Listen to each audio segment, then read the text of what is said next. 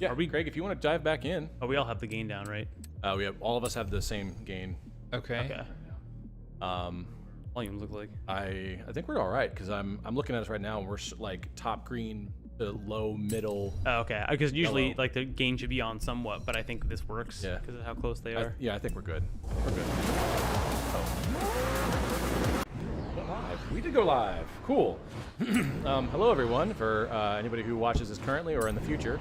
Wow, I set you off in a really bad way, didn't I? You put me off. He'll fix it. He'll fix Welcome it. to another test stream. We are wrapping up a couple loose ends. I am Nate, and I am joined by our friend Craig, and then we also have Tom and Ian, some pretty regular guys. Craig and Ian are going to have themselves a Forza buddy race here, I think, once we figure out exactly what's going to happen with this Forza game. Craig, you're a big Forza fan, right? And then Ian, you have become one. Yeah, for those viewers that aren't familiar with us, like Nate way back in the day, Ian was college days living at Nate's house, and we got into before the Forza days, we got into Gran Turismo, and it was 3 A-Spec, I think. 3 A-Spec, and started the love of everything racing.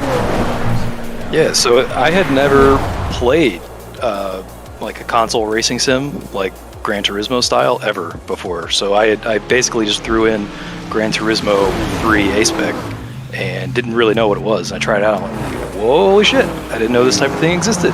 It was one of those things I like had wanted forever, but I didn't know they actually existed.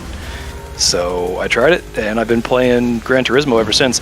And then they came out with Gran Turismo Sport, the most recent version of Gran Turismo, and at that point I was like, this is more for like online gaming. Like, yeah. And I wasn't big on that. So like we were saying, like I think at the time, Forza kind of copied Gran Turismo and took all the great things that we loved about Gran Turismo and expanded upon it. So it's I kind of view it as one and the same and anymore. I moved to Forza when Gran Turismo Sport came out because, like you said, Craig, it was more Gran Turismo than Gran Turismo was at that point. So exactly. Yeah. Although I do hear that the new Gran Turismo is going to be going back to basics, so I'm looking forward to that. I might end up having to buy a PS5 just for that game. We shall see. I know, exactly. I still have a soft spot for it. These are Forza series is known as benchmark games, right? Like they are usually like a good test of a new console. Yeah. GPU. Yeah, Forza and Gran Turismo are like usually the ones that they show. It's often the first games that they'll show on a new console. So. Right, you see them a lot at like E3 and some of their test or demo. Yeah. And I've been playing Forza Motorsport. I'm usually mostly in like the actual racing sim style, but I've been playing, this is my first Horizon game. So I'm getting used to it, which is, I think, a little more popular actually. Is there a difference between like Horizon and the mainline Forza game? There is. The traditional ones are more so like what we would be used to in the Gran Turismo world, which is you have set tracks. Right.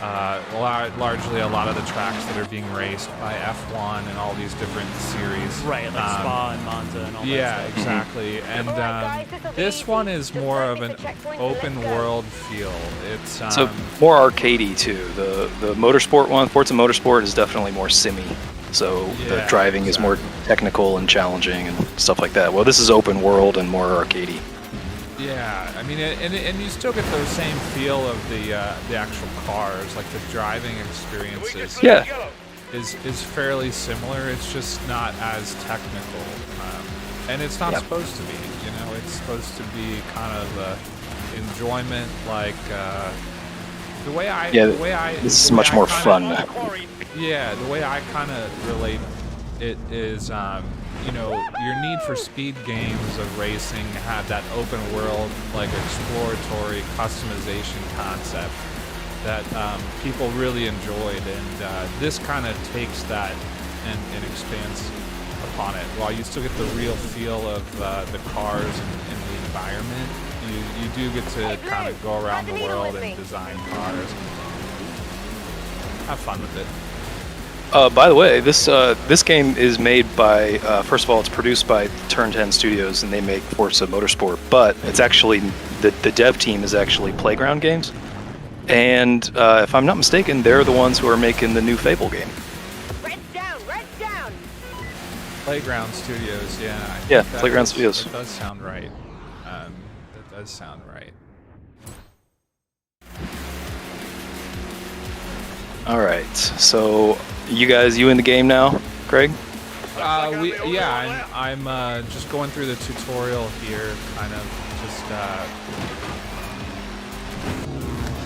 This is Forza Horizon 4, right? Yeah. Yes. I'm updating our test stream at the wrong category. We had Star Fox. So. Oh no, Twitch says Star Fox and YouTube says Forza Horizon 4. Right. We will be testing both. Oh, okay. Unless you want to do separate streams. That's fine. Usually people just change the category after they change the game. Yeah. I mean, you do what you. I don't claim to know as much of the technical side of that kind of stuff as you. I mean, it's fine either way. I've seen people do both, where they will they'll just edit it as they play. But I figured Forza's probably been searched for more than Star Fox has recently. Yeah, that's probably fair. But I'll relevant than Star Fox is. I've got my restream up, so I'll switch that later. Okay, that's fair. So I'm just seeing like a ton of vehicles like throughout this entire game. Like I saw, I'm seeing hot air balloons. I'm seeing dirt bikes with like colored smoke trailing behind them. I just saw like a whole lot of colored jets. smoke in this game. Yeah, Just, so like, action the game. the conceit of this game is that there's supposed to be like racing, a car festival going on in Great Britain over the course of a year, and it's season based, so that you get different races and things for each season. Powers here. I guess you, just the player. Is that just like? Yeah, it's a rewind function. Motorsport has the same thing. You can turn that off. So But it's like a mix. It's not just like supercar versus it's any car you want, any vehicle. yeah, so unlike Motorsport, it has sort of a broader array of cars because you don't have to stick to the road, like you can go overland and stuff. Oh, Because it is completely open world, like everything, you can drive over pretty much everything that you can see. So you can do like dirt rally stuff where you're going through like Irish back roads and stuff? Yes, exactly. Although the only difference is, the only like limitation is that it's all cars. Like, so there's no dirt. There's like a couple of races where you race against dirt bikes and stuff, but you don't actually drive any of those. You have to drive cars. So it's all four-wheel vehicles. No, but Correct. they do have buggies, like dune buggies and stuff. Yeah, they do. It's not like just street legal stuff. It is Right, like right. Rally cars and stuff too. Yeah. Correct. Yeah. Okay, so you both started off with Gran Turismo A-Spec and Gran Turismo 3 A-Spec, but then eventually you made the leap over to Forza, right? I remember I jumped in at Forza 4, not Forza Horizon 4, but Forza 4, with the Top Gear guys doing a lot of the narration and stuff. Oh, Yeah, so That was when I was like, oh, Forza's awesome. yeah, Forza 4. That was Forza. So there's two. Well, I think just to clarify, so there's basically two branches. There's Forza Horizon. There's Forza Motorsport. Motorsport's the technical simmy one, and that's the one that started with the Top Gear stuff, where you could actually go to the Top Gear racetrack in Dunsfold, and you would do challenges that were actually narrated and hosted by the Top Gear guys. Those are no longer in the games because the show doesn't exist anymore. So those guys, they don't host Top Gear anymore. But they do still have Top Gear challenges, but it's not with the same guys. Top Gear is still a show, but it's hosted by different guys. So Ian, what did you choose? I know what I did on my Bulbasaur, local. Charmander, or Squirtle. Yeah, exactly. Bulbasaur, Charmander, or Squirtle. I'll tell you what. Since I'm starting over on Nate's machine, I chose the Charger on my machine. Line. But what did you go with? So You go with the Audi. you chose my last pick of all the ones of those three that I would choose. I would never choose in the a city, Charger. I'd take the Focus, but if it's like anywhere, I would take the Audi. mean, the thing is too is if you, from a racing perspective, if I was to drive one in real life, this is your Sunday like strolling. I wouldn't want that on anything I have to turn for. Yeah, really. It was actually not bad. I mean, like that's the thing, but I know the Focus RS is a pretty reliable all-wheel drive, machine, and so is the TT. But I'm tempted. I assume they put the coupe in the middle because it's between both. in terms of like power plus maneuverability. I'm gonna choose Yeah. the Charger Yes, you again and I because are I'll gonna tell get you along what, I like know a what's charm. coming up, and there's a car that I really want to race. I've really enjoyed racing, so Okay. I chose the Audi. Of course you did. I knew you did. Yes, it's the best car of all three of those. Funnily enough, I just realized this. All three of those are cars that are no longer made. Let's get you set up Really? with personalized Yeah, the number Focus is plate. no longer being Go made. on, The Audi it's TT crazy. is no longer being made, and obviously that Charger, Right. that version of the Charger anyway. If you're doing Verizon. it, yeah. Wait, Chorizo. so when did the Verizon. Audi TT go You out? should do Arbitrary. So the Audi TT got canceled, I think, this past year. I don't think they're gonna, because the version that I'd be interested Can in you would look be that Audi up? Because TT RS. I thought you could still order one, but is it maybe not the They still, 2022? no, they're not. They're just not refreshing it basically. So they're not gonna keep making it. So You're I think doing they your- still have it like Is that what 2020 and You have 2021 enough model space for your years. whole last name. Yeah. Which I actually, I mean, Yeah, whatever. I've No, always Bergen- kind of had a soft yeah. spot for that car. I specifically like the TTRS because it's got 400 horsepower You're and gonna go four-wheel small, drive and Of course you did. I knew you. That's I knew you were gonna always do it. that's always God, I've been Nate. hanging That- out with you guys way too much. I fucking know you. this is my It's the Bird European Monster. license. Ah, I see. Uh-huh. What is the H? What is those icons? I'm not on really there? sure what Okay. those. I mean, you Yeah, guys are all probably using. Horizons or something. This is the wrong. You have the wrong license plate. I don't know what to tell you. Uh-huh. Sure. Yeah. How do I get in your Always. game? I want you to see my license plate. Well, I think we can choose co-op at some point in Yeah. one of these races, like once some of these show think you up. just- So yeah. I let me. expect you'll want to get a feel for I your wonder if new there's a way to car. like import your save So I've data signed or you up something. to Isn't some there like a events to cross get you save? started. There's probably a See you cloud there. save feature if it's. I was gonna say we need to look. We need to 2008 work post on that. that. If not, we'll just kind of hang out and like maybe smurf him through some races or something. I don't know, but like we can get you guys' like actual like collections of cars or whatever. Because you can own more than one car, right? Oh yeah, I got a whole garage full. Yeah. I was gonna say. I've If got you your get your library. like your all, both of your actual collections ready to race, then that would be amazing. You But have if we were arrived gonna at your be starting destination. from the beginning, then if Oh, so this plays a little bit like Burnout Paradise, where how you like go to events by going to the certain spots Yes. on the road. That's Yeah, you can awesome. drive to I you can love drive that. to events. Yeah.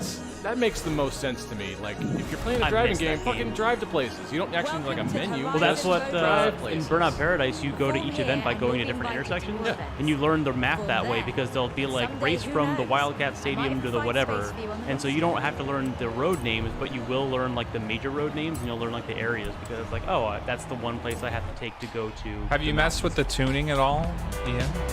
Yeah, it's actually pretty good. It's very similar to Forza Motorsport. Have So- you figured out how to get the giant spoiler car to flip up and go 800 miles an hour? What was that? The Pikes Peak, the Suzuki Yeah, Pikes the Peak. Scudo. Yeah.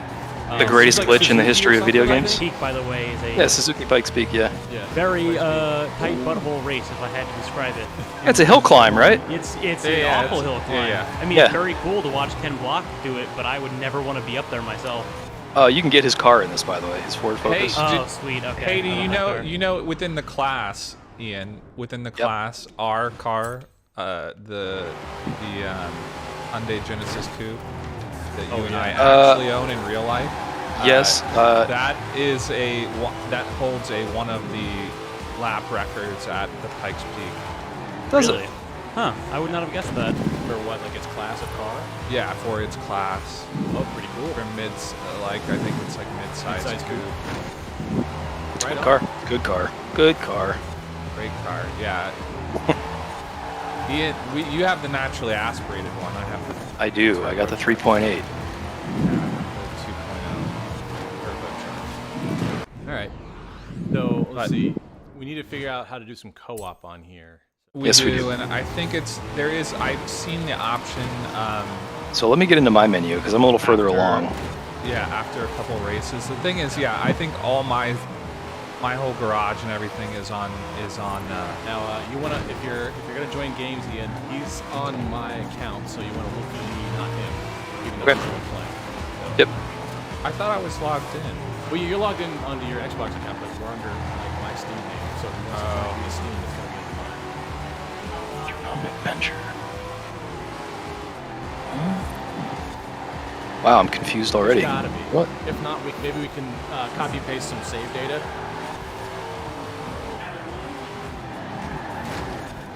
All right, let's see. Find a new. No, don't want to do that.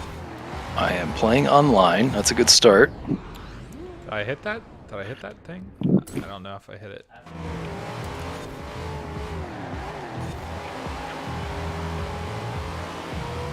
So the checkpoints just for to time like your speed, like segments, or are you like under like an arcade like countdown?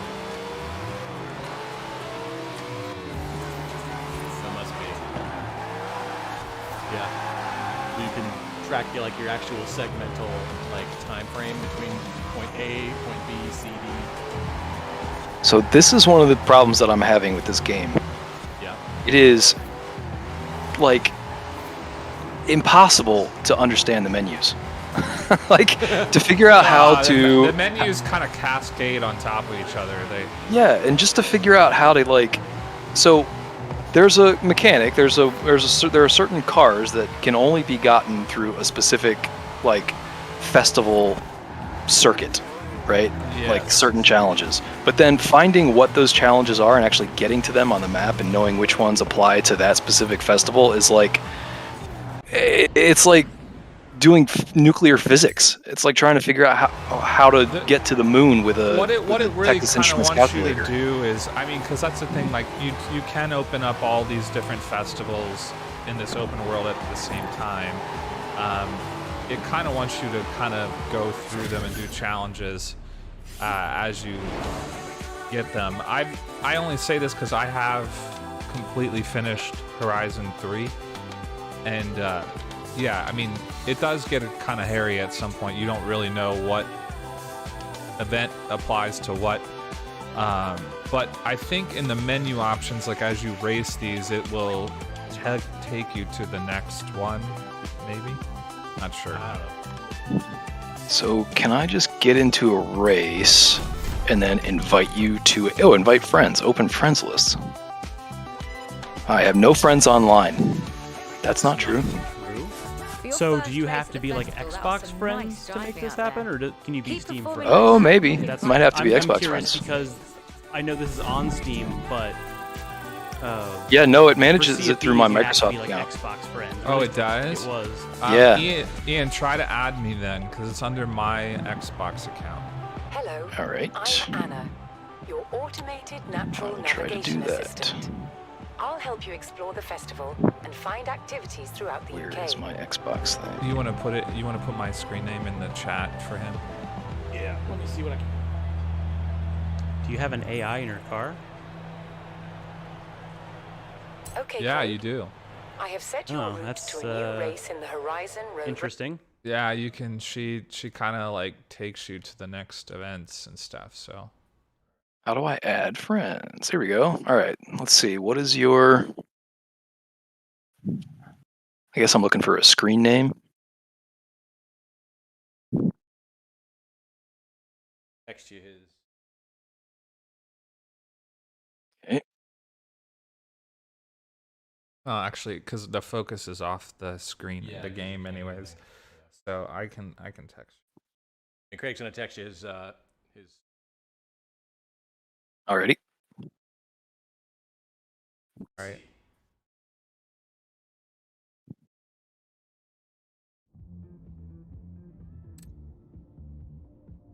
Okay, so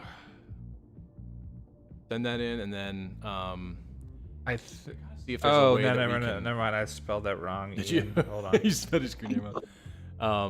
Actually, if you, Ian, you can see it on the. Oh yeah, it's on the screen, on the screen. top left corner. What's I on guess the screen? everyone else had him too. I got it. Yeah. All right. Lego Speed Champions. Let's fucking do that. Ah. Oh. Yeah, we need to make some progress on this machine before Saturday, so that There's people gotta don't. be a way to like. All right, I have import added your- you. Yeah. Okay. Now let's see if I can do this. Or if there's gotta be a way to import your old save data. That I don't know because Well, I don't know why you couldn't. maybe. I mean, if it was, you'd have to go into your wherever they save it on your computer and then transfer it over. You know what it is? Yeah, he's on my Steam profile, so probably not. Fuck. Well, that's the thing. I don't. Is it his, tied to Steam or is it tied to your? The save data Xbox? the raw save data might be. Right. Well, and it's an online game, so there's like what gets carried over. Is it like cars you've unlocked, or is that tied to your gamer tag, whatever? I don't know how that works with this. I mean, I think. Do you have to unlock co-op? Oh, you don't. Play online, not available though. A lock to it. Yeah. I just think that because of where I'm at, it may not be available because I've been on, like I said, my machine, and it shows up for it. I've not completed many. Well, I would say we can. I'm sure it's not like super long to get to it. Nate, why don't we go back to the game? I'm just gonna keep going through a couple events. If anything, we can save the actual co-op for like the actual stream. live stream. Yeah, it depends. I don't know how long it takes to get to concept Radio here. We should can at have least. presets for our Oh. Horizon stations. Yeah, okay. Horizon Base Arena, So I think the Horizon reason, Golf Cart, the reason why I'm not seeing Craig in my list, I've added you, Craig, as a friend. Okay. I think the reason I'm not seeing you is because, your play online isn't unlocked yet. It unlocks fairly early if you It go does, through it some of does. this stuff. Yeah, exactly. I've been through it and I've seen the co-op option. I actually thought, hey, I'll save these events for when Ian shows up on the stream. However, forgot to think about the fact that I'm basically starting over from scratch here. I'm gonna look into how to get your save data transferred over, so that way you guys can actually have legitimate races between your collections. I guess for now, we at least. I mean, I'm not that far. I probably have 5 or 6 cars. I don't know, Ian, how many hours you put into this. A lot, I'm sure. You've done a lot. Let me check. What do I got? I got 23 hours. Okay, you have more than I do. Not terrible. But you're not buying upgrades for your cars, right? You just tune No, them. I mean, you can tune them, but the thing is, too, you actually do. Actually, I take that back. You can swap out parts. Oh, okay. I figured they would want at least some light modifications. Yeah. I mean, you can even do transmission swaps and stuff. Oh, neat. I mean, you can do. I've seen them turn a Corvette C8 into an all-wheel drive Yeah, exactly. dirt racer. Wow. Exactly. Okay. Yeah. I'm interested in that. My favorite car in the last one was one of the Ferraris. I think it was the 488 GTB, maybe. Love the 488. Turned it into a all-wheel drive monster. Yeah, Tom, you're into Formula One racing. Where does your interest lie on this Forza game? I mean, I know generally enough about cars, having played games with you all, especially Craig growing up. That in terms of Formula One's a little bit different because obviously it's much more about not just dynamics, but it's also a lot of the cars are more similar. Yeah. Which is funny because the Formula 2 and 3 races below them are actually even more the same. F1 does have more variety, but even then the cars are almost exactly from the outside they look the same. They're almost the exact same cars besides some engine differences, which does make a huge difference, but it's the difference between a centimeter and a millimeter to the human eye, but to them it's everything. Yeah. But here, I like racing games like this because I know more about these types of cars. Just in Yeah, I general mean, about, they're just they're power, consumer drag, vehicles, right? Right. So people can see them. You see them on the road more often, and you have a better idea about what they're good at or what they do. Which is kind of why I like these games. I'm more familiar with these games because I know more about the cars here. But I like the Forza games. I haven't really played the last racing game I really played. Would have been a full-on racing game. It probably was a Forza game. I played a lot of Burnout growing up, so I learned about what cars could physically do there, but I didn't play a lot of these games until Need for Speed Most Wanted or what was another game? I played a little bit of Gran Turismo. Tom, you play F1 though, right? I've played F1 a little bit. My roommate does have a pedal and steering wheel setup, but we don't have a dedicated spot. It's just on our coffee table. Yeah. So I've played it a few times, and I really want to get used to pedal and wheel because it seems like an awesome way to play those games. The Yes, it problem is. doing it on F1 though is those cars go so damn fast. Yes, they do. almost impossible. I understand braking before turns, You and I need to do level that. up as a player before you can even try that. Right, because in F1, the braking happens so much sooner, and the downshifting is manual, that when I'm trying to do it, it is so much You get harder. that regen Right, break. because in like Need for Speed and Burnout, most cars are automatic, so it's a lot easier. But when you're doing F1 and you're trying to brake earlier, you're trying to downshift and brake at the same time, and until you sort of get that, like, it's kind of like learning to play the drums for the first time. Like, once you get the coordination down, it's good. I'll tell you so what. hard. Let's post a challenge. Let's put a Okay. challenge Okay. between all of us three. Okay.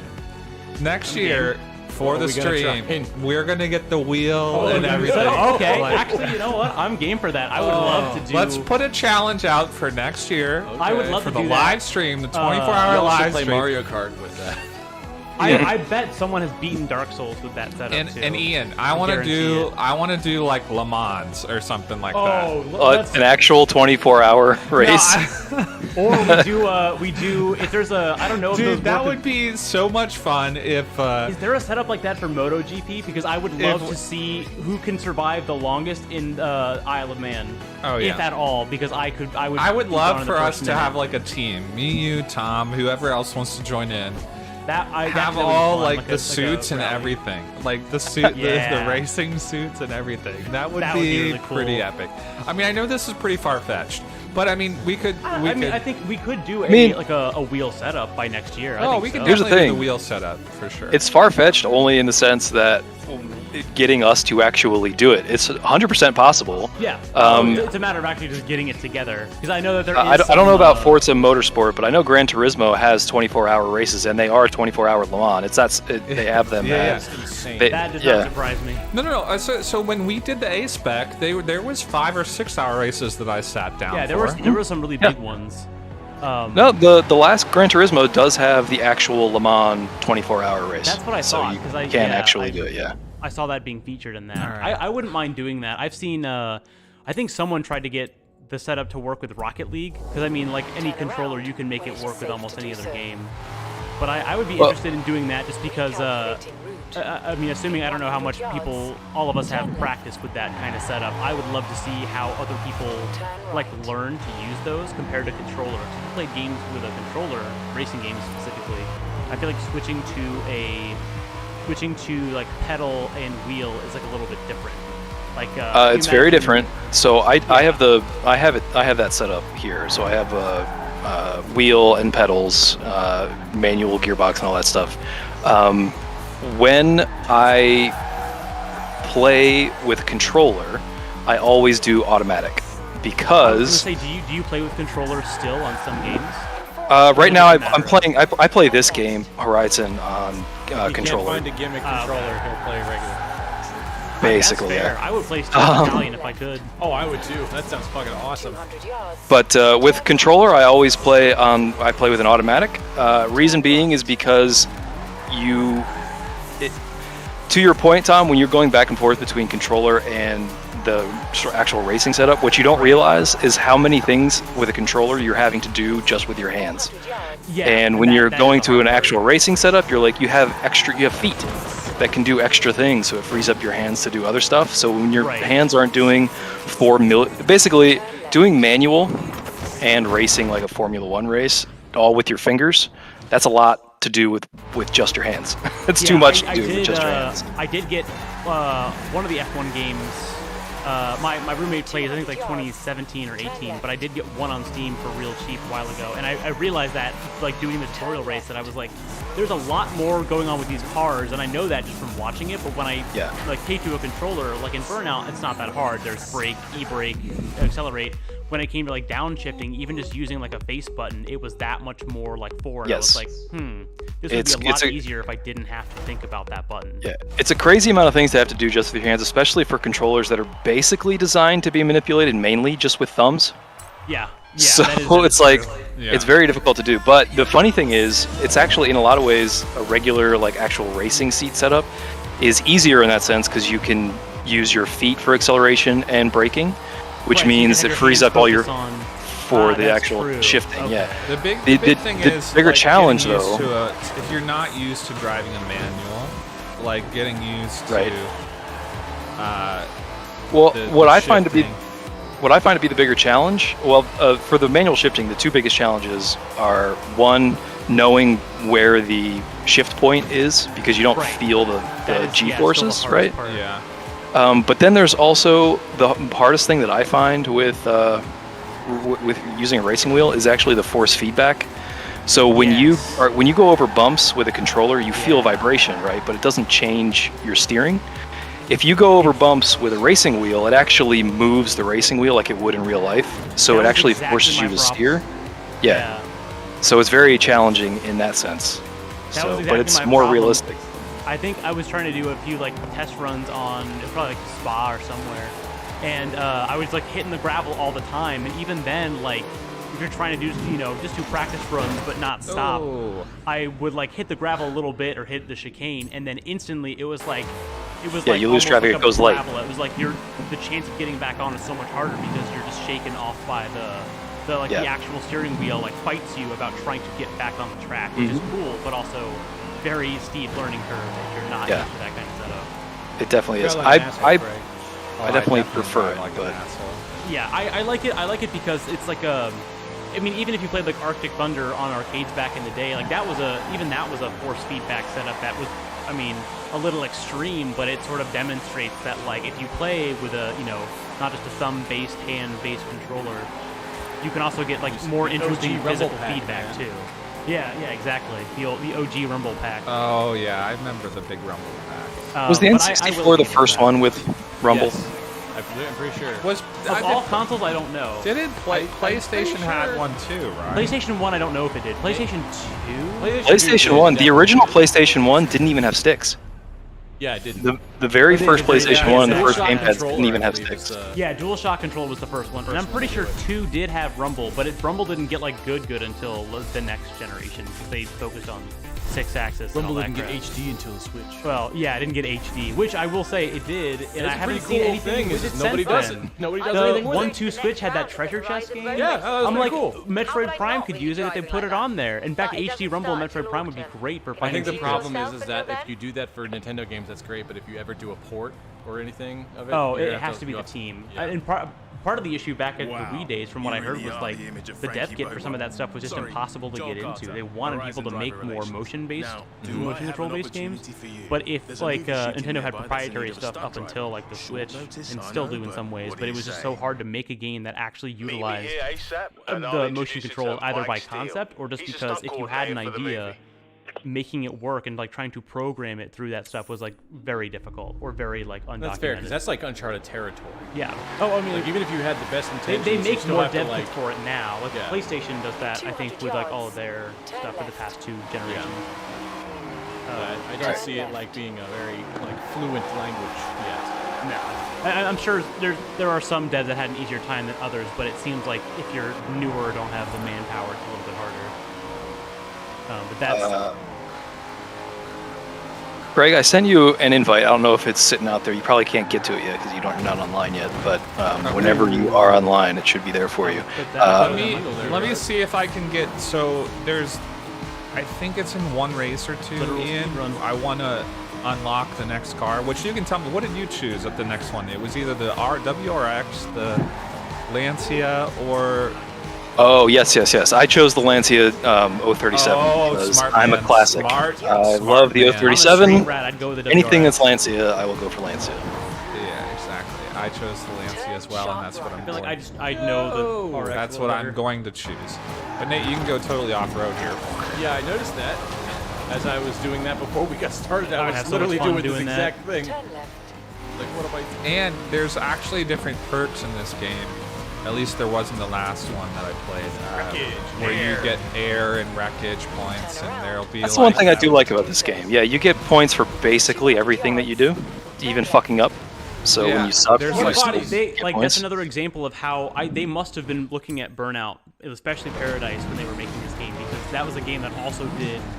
They made sure to at least give feedback to the player based on stuff that they did, even if you're like hitting something or wrecking or whatever. They are telling you, like, here's how much like we value that as like an action. I will tell you, I'm very impressed with the open worldness of this. There's basically everything is destructible, which is pretty impressive. It's very cool, and the environment's very cool. Driving around Britain, it's very cool. Yeah, so Horizon 3, Ian, took place in the Outback, Australia. So you get to go on the beaches I of would like. love to do that. Also, the new one's going to from, be in like, Mexico, Perth. I think, right? 5's going to Mexico, Yeah. I believe so. which is why I wanted to play 4, because I'm not that interested in driving around Mexico. I love driving around the Outback. Oh, I don't know how many different areas it's going to have. I mean, Britain is cool, but like 3, I mean, Australia was freaking awesome. Australia's got a lot of like windy, open You get to go on the areas. beaches and stuff. It's They got beaches here. Landscaping. See, like it even has a sense of Yeah, humor about like- that. It's not so self-serious. yeah, that it can't. exactly. Now, I'm guessing guys. the mainline games are somewhat different. I am driving a Porsche Carrera GT through 150 miles an hour through downtown Edinburgh. That's Pretty cool. That's a challenge. yeah, pretty that cool. is pretty cool. Porsche Carrera GT, top 5 car of all time. Yeah. It's the car that killed Paul Walker. Yeah. Is it really? Oh yeah, it is. The GT3, or is that was the How is the? No, just the Porsche Carrera GT. the Carrera GT? Yeah. Carrera is the model name that people like. I remember like the 911 Turbo, 911 Turbo, whatever. It's like the big one, right? But is that how? What is Carrera like the base model and everything? No, it's like the Carrera is like, it's just I'm not sure what the designation for Carrera is. It's sort of like a just a classic name that they apply to I thought it was like the body all of shape their or like top the- cars. So they've got the Porsche Carrera GT. That's the old one that came out, I think, in 2006-ish, sometime around then, maybe. Yeah. And then the Porsche 911 Carrera is just like the basic Porsche 911. Yeah. But they've got the Carrera 2, they got the Carrera 4. That's two-wheel drive versus four-wheel drive. They've got the Cabriolet, which is the drop top. I remember. Yeah, that was a big thing for a while. Yeah, because whenever I heard that name, I was always confused as to what part is the actual model of the car and how much of it is just, like turbo, whatever. Yeah, because there's a lot of like, even like stock cars. Like I have a Honda Accord. You know how many different types of packages there are for a 2014 Accord? A lot more than I thought. Oh, this is a stunt for a movie, Nate. Is it?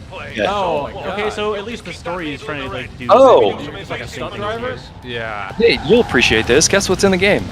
What? What's that called? The Warthog?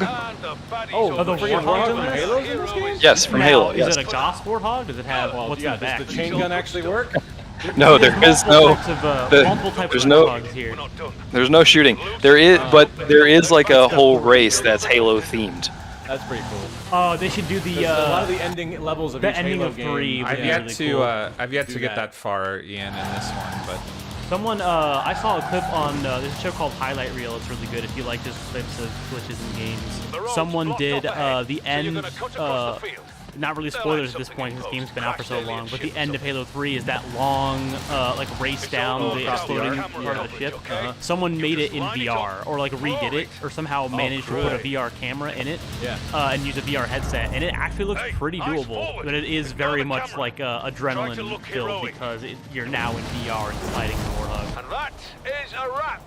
So I like that they do stuff in the story for this game that's not just like races. Yeah. Because I mean, even Burnout was mostly like events, but stuff like that is kind of cool because it shows how the open world, not just like you can go off the road in Mario Kart, but you're not supposed to. But in this game, they show that's They actually encourage like, it, yeah. it's part of the events. Yeah, that's really neat. yeah. So like that challenge, you're racing against a jet, and then you jump off across. You were racing In against a jet. the fastest road car in the world, Bugatti Chiron. Yeah. Oh, okay. So they have like challenges like that are not even like race based. So that's kind of There's a lot of rumors That is flying neat. around Kind of also that shows you off found more of and the spotted tech a new for movie. making Make car sure you games like save this time work. to take part in the autumn season when you're rich and I famous. honestly, this game makes me very looking forward to Fable because That's fair. Playground's making it. This is really a very cool open world. It's first of all, it's gorgeous open world. Like I'm playing this in 4K is like crazy. I mean, even on like not with optimal settings, this is still a beautiful game. Like if I played this on my monitor at home, this would be one of the best looking games on it. It would be nice to see Fable done by Molyneux. I think someone else could not done a really good version of that, and not promise a million things either. Exactly. I think what Lionhead Studios did was fine. It's just Molyneux cannot shut the fuck So up. there's a little bit of immersion. What you just did right there, Craig, Yeah. wouldn't, as soon as you make contact with that, you would just instantly like crack your engine block if you were going that fast, or am I just... Yeah, like when you're actually 'Cause, I like. mean, if you go through it again, like it was just... I understand there'd be some resistance, but that was like nothing. That was like you went through it like, oh, no big deal, tissue paper. So Which I was I get why they playing. do it. I was playing Motorsport a good bit before I started playing this, and this being an arcade game, the physics and the driving is actually pretty demanding That's and true. technical. This is the more but arcade version, isn't it? Even though it's arcadey, and even though it's still pretty technical compared to Motorsport, this is like easy. Playing Forza Motorsport with all the aids turned off is very, very challenging.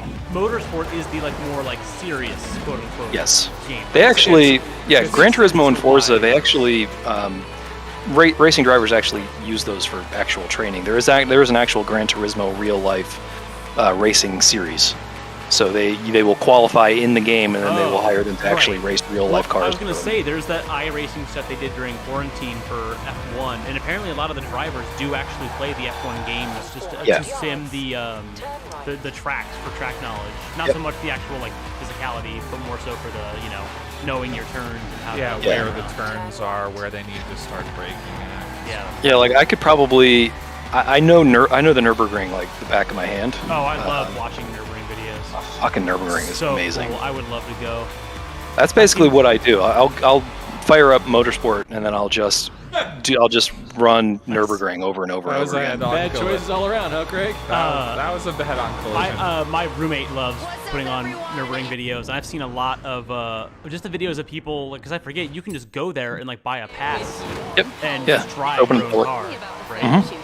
Yep. Yeah, I've seen a lot of those videos of people and like the etiquette about like driving and stuff. It seems like a cool concept that you could not do safely here in America. No. Not possible. People would not follow the rules. People wouldn't know the rules. They would.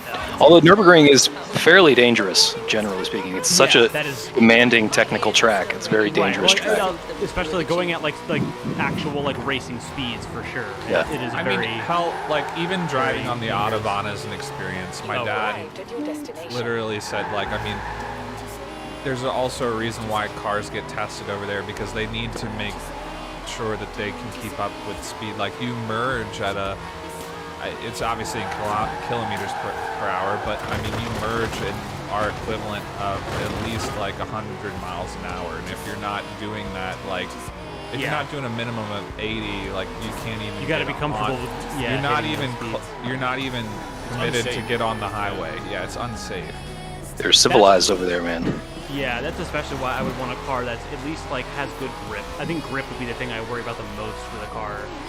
I mean, just going in that speed, just being able to actually like maintain and like, be built for that. That's speed. a lot of. I mean, tires and transmission. Right, tire. Yeah, the F1 especially has taught me that tires mean almost everything. Well, in Germany, you have to get a qualification on your license before you can actually get on the Autobahn. Yeah. Oh, So, that's smart. yeah. So you actually Good have to idea. demonstrate that you know what the fuck you're doing before you can do it. Sounds good to me.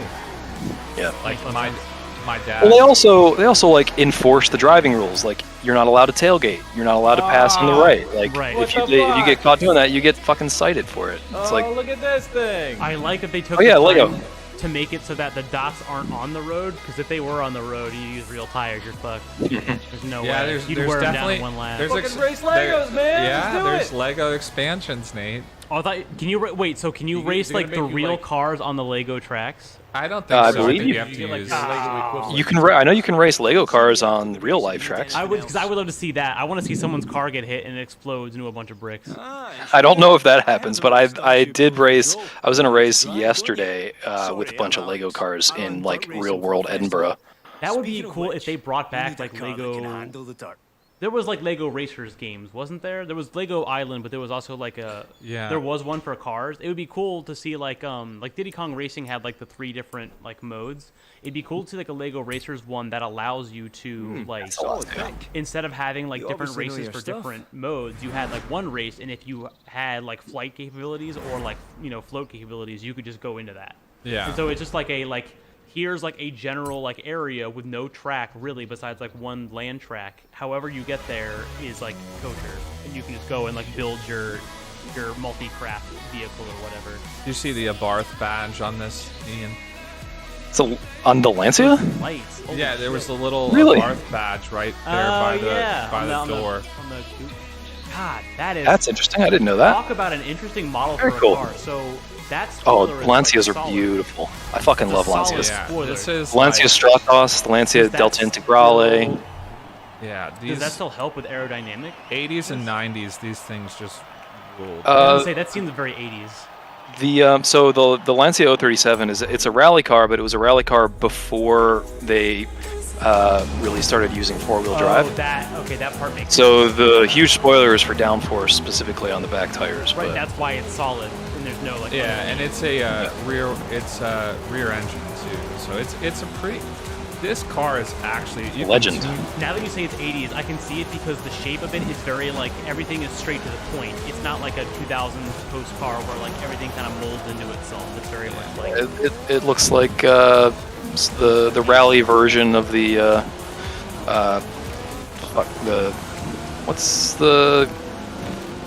what's the car in Back to the Future? DeLorean. DeLorean. Thank you. Yeah, I can see that too. There's very much that like 80s, not the boxy 80s style, but like the more like late 80s curvaceous style where they got away from like the old like Honda shape. The Cybertruck. You're not allowed to make cars like that anymore. I hope it just explodes. Yeah, but now we know I agree. now we know Ian why I chose the Charger because it was long. I was just waiting to get to this car. I would never have chosen the Charger. Not in a million years. I mean, it has its time and place. It's like you said, like it's not a pure racing experience. I'm not big on American cars generally. Wow, that's so unpatriotic of you. Yeah, you got me. I'm super patriotic. That's me. Most patriotic person you know. Well, I know. I know exactly. I don't know if we want to open the stream up for that. Tom, did I hear you throwing shade at Tesla there a second ago? Oh, well, I'm sure he has it. He left the There's room, Pete's but- upstairs, so he ran upstairs to get real fast. But yeah, I'm sure he'll throw shade at Tesla all day. Because if we're gonna bag on Tesla, I want to get down on that. You want to get in on when that? he gets back. Yeah, I wanna get on Lots that. to say. Yeah, fuck Tesla. Yeah. Speaking of not Tesla, have you? I just saw I guess a video or something of the Rivian truck. Yeah. You guys seen that shit? That's That's So- ridiculous. that's Do you know- Amazon backed. Yeah. So I don't know if you guys have ever watched Ewan McGregor's.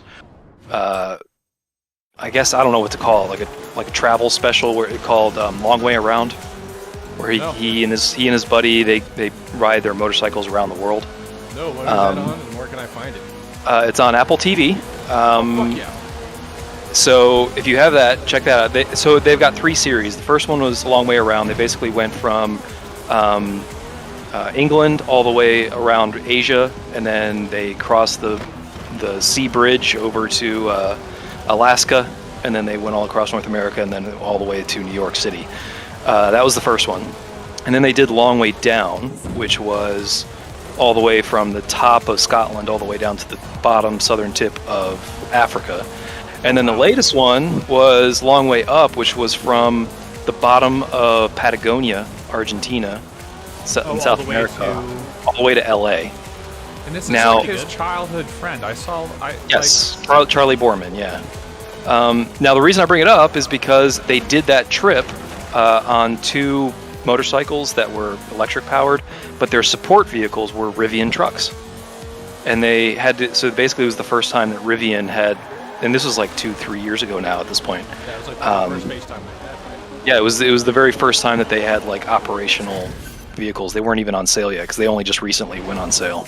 And you can you could pre-order them up to a year ago because I was thinking about it, but I mean they start at $70,000, which is big drop in the Are bucket these like for most is this people. like a newer company or what? What's It the is. Yeah. It's a. They only have 2 models right now. They have an SUV, a full-size SUV, and a truck. and they're not for sale.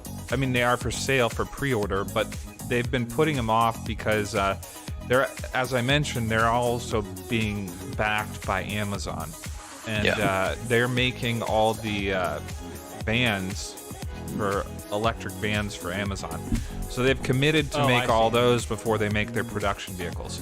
So And the good news is, because they're backed by that much money, the real challenge is having the infrastructure for like charging ports, charging stations, and shit. Yeah, that is the hard part, I would imagine. Yeah. So. But what were you? What back to the Tesla thing? You're not a Tesla guy. No, I fucking hate Tesla. I hate Tesla for a lot of reasons. First of all, let me just start with Elon Musk, because we need to roast that motherfucker. But I think there are good engineers there. I just don't know Yes. much about Tesla. So I have an opinion about Tesla generally, but EVs as well. But starting just with Elon Musk, if there's ever a reason to dislike Tesla, it's Elon Musk. So just fuck that guy.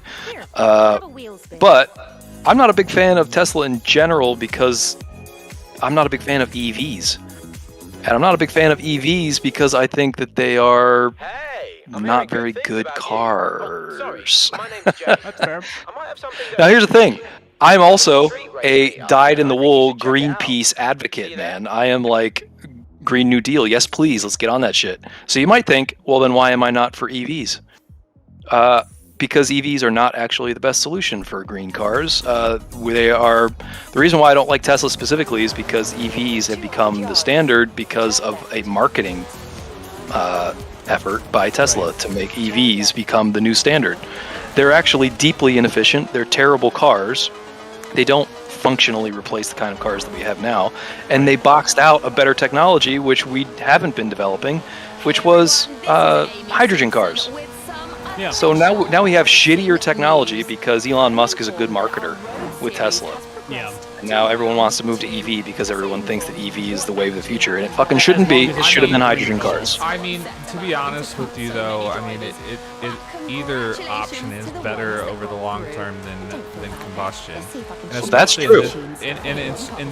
Especially in this country where we don't have a high-speed rail and all these things. I mean, that's ultimately that's where I'd love to see us get. Absolutely, yes, please. High-speed rail, please, for the love of God. Because High-speed the rail. fact that we all don't need to have a vehicle. We really don't. Well, we do right now because there's no high-speed rail, but yeah. Yeah, no, exactly. In this country, with how spread out it is, that's the unfortunate truth, is that in order to get anywhere, you have to, unless you live in a big metropolitan area and never travel outside of that. Yeah. But what else I was saying too is, Ian, you'll have to look this up. I don't know that you've heard of it, but it's probably the next EV on my list, and realistically something you could attain, and be great for you to pop around town in on nice days. Is you ever heard of a company called Vanderhall? No, I have not. They make it's an auto cycle, technically. It's an automobile, retro-looking cycle that's designed out of Provo, Utah. I just want to say real quick in here that auto cycle sounds like a washing machine setting. It does. But it also does sound cool when I think about it. So it's a three-wheeled vehicle. It's a front-wheel drive. Most of them, like, you've seen the other three wheels on the road, like the Raptor, the T-Rex, which again, popping in T-Rex, Spider. Dumbest name. They could have said T-Ray because it looks like a manta ray. Why would you ever call it a T-Rex? Or a That does not make any Triceratops sense to because me. it's got 3 horns. Yeah, even that actually works better. You can keep the dinosaur theme. But anyway, T-Rex is just a dumb name. Or saber-tooth tiger. Roasted or T-Rex. mastodon. Or pterodactyl. Yeah. Or Dragonzord. Yeah, or any of those. Any Dragonzord's Power the winner. Rangers vehicle. White Tigerzord. So I think I'm to the point, Ian, Dagger where Flame. I might be able to join you for something, I think. No, you're still locked out of Play Online, I think. Well, shit, I? That menu on the right there. We can try and figure Oh, out. click on that. Go over to play where it says Play Online, Okay. and click on it because it should tell you what you need to do in order to use that. You had it before. Go back on Play Online on the right there. Qualify for an autumn and then complete the first event at Tarn House to unlock it. Yeah. Okay. So you need to get in. You need to get into the autumn season and then do the very first event in the autumn season, which I think is pretty close. You just have to like start. You have to get a certain amount of influence, I think, in order to move on. So you just have to complete some races. Well, shit, man. I'm past this have to be an point. influencer. I'm past this point on mine, but yeah, that's the thing. The thing is, we're getting out of the way, and maybe we can put some hours in this evening after the stream to get to the point where we can pick up and do something fun on Saturday. That is something we could do. I mean, if I'm looking up trying to find the answer now online, if it has to be like locked behind something or if it's not, but. So Ian, I did on mine. Because I just downloaded this the other day and put some hours in. I went out and you've seen the auctions yet, right? Yep. I bought a Ferrari. That was the first car I bought in there. I wanted to buy one of the British. I wanted to either buy a Jag or a Aston Martin, but a little out of the price range starting out. So I haven't bought anything from auction yet. I don't know about the prices. Like, problem is, like, I'm seeing, strangely enough, there's Corvette C8s on there that are going for like 20 million credits. Jeez. Like, yeah, and I have one, and I'm like, why is it 20 mil? Like, they're not that hard to find, so I don't know like what the deal is with the prices on that auction. So some of them have like certain boost like credits to them. Some of them have are certain tunes that you may have to put into them, or some of them limited for something. I don't know. Yeah, can you like mod a car, like change parts, and then also like sell you it? You can. There's different classes in this. That's kind of cool. You can like make your own like little car creation. Yeah, there's A through S, I believe, and S2, I think. S2, yeah. I'm Jay, by the way. Oh, they actually goes up to X. If it goes above like the 999 there is an performance X rating, too. it can go to X. But I'll tell you what, like one of my best drag racing cars in the last one was a Don't mention this to Kira. old Plymouth, I think. I gotta go. Plymouth, really? And it was like a level C, but it did like These might not be official, it was but you just keep coming to these such meets, bare I'll make minimum sure like everyone at Horizon knows It's a your brand that weight. doesn't even exist anymore. I guess it's Looking mostly forward to engine seeing at what that you point, can do right? out Like there. engine Yeah, with it was a just suggestion of a box around it. big tires. All right, so Tom, Yeah. you're an F1 fan. I did not I'd know say this so. about you. Do you have a favorite F1 driver? Yeah, so it's probably Favorite team? a pretty cheap answer. My team this year, I've only started watching as of last November, so about a year now. Are you a Red Bull guy? Red Bull's doing really well So this year. I'm a. Here's what I'll say. My favorite team at the moment is McLaren because I think that what they're doing over there with Zach Brown is really good work. I like Daniel Ricciardo. I would say he's my favorite, which I know sounds like Cool a guy. cop-out answer. He's kind very of cool he's guy. kind of he's very dorky. He's Oh, cool absolutely. though. He's a fantastic human being. I will say that. He's very cool and he seems very genuine. He's got big teeth. Yeah, very big teeth. Lando Norris is cool. I don't mind him either. I am a Red Bull fan only because I am not a Mercedes fan. I respect that Mercedes has been dominating the game for the past 7 or so years. You're not a Lewis Hamilton guy. I like... People always... I'm surprised at how many Lewis Hamilton fans are out there, really, but I don't dislike Lewis Hamilton as a person. I really don't. I don't know if he, as a driver, has been doing some of this stuff, but some of the shady shit he's pulled this year has been pretty bad. He's had a number of incidents, one especially at You think he's a Silverstone. dirty? You think he's a dirty driver? I think he is. I think he is too. I think he has this air of like You're gonna ruin their living room, man. confidence about him, I where gotta back he it up even further. I mean, rightfully, won all these races. Granted, it's with the help of Mercedes, but then again, no driver is without their team. The problem that I have is just one, the arrogance of some of the shit that he's pulled this year, which even the FIA is surprised that anyone's tried to do. But I don't like He's that their golden boy though. They'll never do Yeah, anything. to him. exactly. And he's the golden boy, and so he has this plot armor to him. Yeah. Also, the team treats Bottas like shit because he has to basically set up all of the victories for him. Yeah. And They when did the same thing. Bottas- Schumacher did that for 7 years. So. Right, exactly. And so for doing this alone. Bottas is leaving though. The Right, team. he is going to Alfa Romeo, maybe? I don't think remember. he is, yeah. Which is, I mean, good for him. I hope that, you know, he gets more credit he deserves because he's a good driver. But I don't mind Lewis Hamilton as a person. I think he's okay outside of races. And even as a, you know, as a driver, I think he does command a lot of good credit. But I don't care for the Golden Boy shtick. I don't think that it works. I think when I first started watching, I used to think Verstappen was one of the funniest people ever because his demeanor looked like he was very, like, you know, his face and like the way that he looks and the way that he acted, he seemed like very, you know, like not self-important, but very like serious. But I like him more now because I've gotten to see him drive more, and I've gotten to see him and Checo drive a lot. And I think that Red Bull is a good team because they have found the two drivers that they need. But I don't.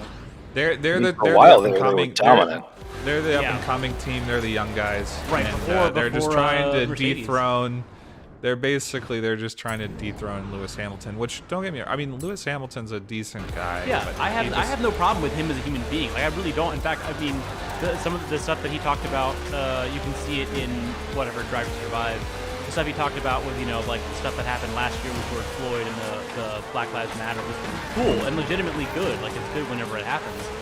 And I respect that stuff, and I respect, you know, how positive he is. But just some of the stuff he does on the track is just so, it seems blatantly ignorant. And then, you know, some of the stuff he complains about, you can tell, is very much like for as humble as he tries to be, he does kind of have this spoiled rich kid thing about him. Well, that's the thing. I don't know if there's a lot of F1 drivers out there who are not spoiled rich kids. Oh, absolutely. And that's, I think every F1 driver out there is a every, rich kid. yeah, Which has stuff. totally. In order to come up through the ranks, I mean, that is You not have to be a a rich cheap kid. sport. No, Yeah. no. But specifically, it's with when stuff happens to Lewis Hamilton, and maybe this might just be my, you know, because of my infancy with F1, but there are times where, you know, you hear some of the radio chatter and he's complaining about tires or whatever. But there, in the past few races, he's had this stuff where, you know, he legitimately spins out or their strategy is bad, and then he's complaining to his engineers over the radio, like, you know, well, some of it is legitimate stuff, like, why'd you have me pit? Why did you do, you know, blah, blah, blah thing? And like, but see, sometimes that's how it goes, because sometimes this is people the thing, spin out. though. Okay. I think I'm feeling you now, Tom, because that's the kind of thing, it's like, why did you have me pit and things like that? Like, here's the thing, Lewis. You are the highest paid person on that team. You're driving the car. You don't have to come in and pit. They tell you to come in and pit. You don't have to do that. Right, like, you can say sorry later. You're the boss. You're the captain of the ship when it's going. At the same time, they have so much stuff going on that, I mean, they pay a team to help them manage that. So, I mean, I do get it. I think it would cause cohesion it's a problems gripe later, that for any sure. team is going to have. And so some of it, honestly, it's just like any sport, man. There's things that are uttered on a on a court or anything that probably, if you had your level head, you wouldn't utter all the time. I mean, I do get there's things that are in the heat of the moment. You're going to say things that are, you know, kind of you're irked about. So I don't hold that against him. Where you've made points, and I think is like the racing strategy. There's just a common courtesy towards your other drivers. Right. That and the way that the you Silverstone maneuver thing, yeah, around the track and stuff. There's been several instances with him and Verstappen. I mean, you could point fingers back and forth. In fact, I think a couple races ago, Verstappen got penalized for one of the maneuvers he did against Hamilton. Yeah, I don't think Verstappen is totally clean himself. I think Silverstone just really accentuated how much he has lately been trying to do that kind of stuff. I don't think it's constant, but I don't even know. Maybe the team is what's pushing him. Maybe they're like, hey, you know, get in there and, you know, do some things that maybe the FIA shouldn't see. But I think for him at least, like, if you're in that golden boy spot, it's going to be a lot harder to get away with it. I don't know if that's of his own volition or not, but that is the kind of thing where I'm like, you know, I respect how far you've come and how much you've done, but also the team that you drive for is kind of known, you know, Toto Wolff is known for being a little shady. I mean, who isn't really in that sport? But yeah, I think like he's a good driver, and I know that everyone has those moments, 100%. I mean, you can watch any race. Way too hot to this corner here. Any race where someone goes DNF or hits into a wall, absolutely. But you know, with the Grosjean crash last year and the stuff that happened at Silverstone, where he, you know, basically almost put Max into the wall. it's that kind of stuff where it's like, even if it's not his decision, the fact that he's still the one in the driver's seat when it happens is kind of it's bad sportsmanship, I think. And I don't have anything against him as a human being, but yeah, I'm a McLaren person right now for that long-winded story. I like McLaren, I like Daniel Ricciardo, I like a lot of drivers, really. Ian, so who is your team? I don't know that I have a team. I think, I don't know. I love the idea of Alfa Romeo as an F1 team. Yeah, I love that idea. I love the idea of Caterham as an F1 team. You know, I think that's really cool. Sort of these like basically these car makers that like are famous for like building road cars in their like sheds. You know, like sort of really shoelace budgets, and they're just a little more. Like part of my problem with F1 like the is the Ferrari of old, right? Kinda, yeah, and I just sort of like one of the things that I have a heart. I look, I love F1. I think F1, especially the history of F1, is really where it's at for me. I love hearing about it. But part of my problem with the F1 is sort of the same problem I have with like PGA golf. It's like, man, it's hard to justify getting into that sport when everyone in the sport is so overpaid. And it's just about rich people, and it's a bunch of rich people just bitching about other rich 100%. People. What I'll say about PGA, because I'm a golf guy, and what I'll say about the PGA is, I think, obviously the guys that are making it on TV are your elite of elite, but that's less than like 0.5% of. Yeah, but like the culture is so white mainly. It goes for F1 too. F1 is generally a white culture, and it's also a white rich culture, and it's also a white rich conservative culture, and it's like you don't have to be those things in order to participate in those sports. But baseball's the same way. Baseball is mostly rich people.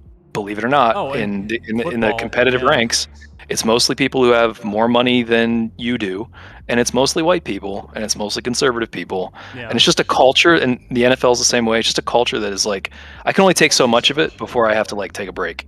I think that's I definitely had to just like look past that watching F1, like knowing that money was involved with it, where you sort of just like, you know, they try not to be as political with it, obviously, besides the stuff that Lewis Hamilton says, which is good, but it's very easy to sort of separate that. But then when you think about, you know, just the amount of money spent on that, and I wonder even what working conditions are for people that work in pit crews. Yeah, that's the other thing. There's so many dudes there that are like contributing to that. Like the people that Lewis Hamilton is like bagging on the radio, it's like they're not making 1/10 of what he's making every day. So, you know, he can say what he wants, and there's a justification for some of it, but it's like, ultimately, man, like, you're a fabulously wealthy dude. So I don't really have a lot of sympathy for when you fail. That said, like, I love Ayrton Senna. The history, like, I don't know if you ever saw the biopic that they did of him, just called Senna. Documentary. Was it the one? I've seen the Schumacher one. I think I've seen part of Senna. I don't know if I've seen. Oh, you should watch Senna. I think it's fairly readily available now. Yeah, I saw it somewhere. There was the he was a rich kid too, but like. Oh yeah. Because again, they're all rich kids, but he just seemed like a cool dude. I like the way he raced. They got like some amazing, because he raced in like the most outrageous era of F1 when they had like 1,200, 1,400 horsepower cars that weighed like 600 kilograms. Yeah, that's right. It was so halo. And they were manual transmissions, and it was like there was no traction control, and it was the absolute wild fucking west. It was amazing. It was the most amazing cars. And he would just they have video on that documentary of him driving. It's hard to be impressed by watching someone drive because it's very subtle. Right. It's very subtle. He was so flashy. Like, even someone who doesn't know a lot about driving or cars watches that. Stuff that you would not see today in the sense of like, you know, there are people that can drive like that, but no one is like purposely making that. He's doing 4-wheel drifts around Monaco.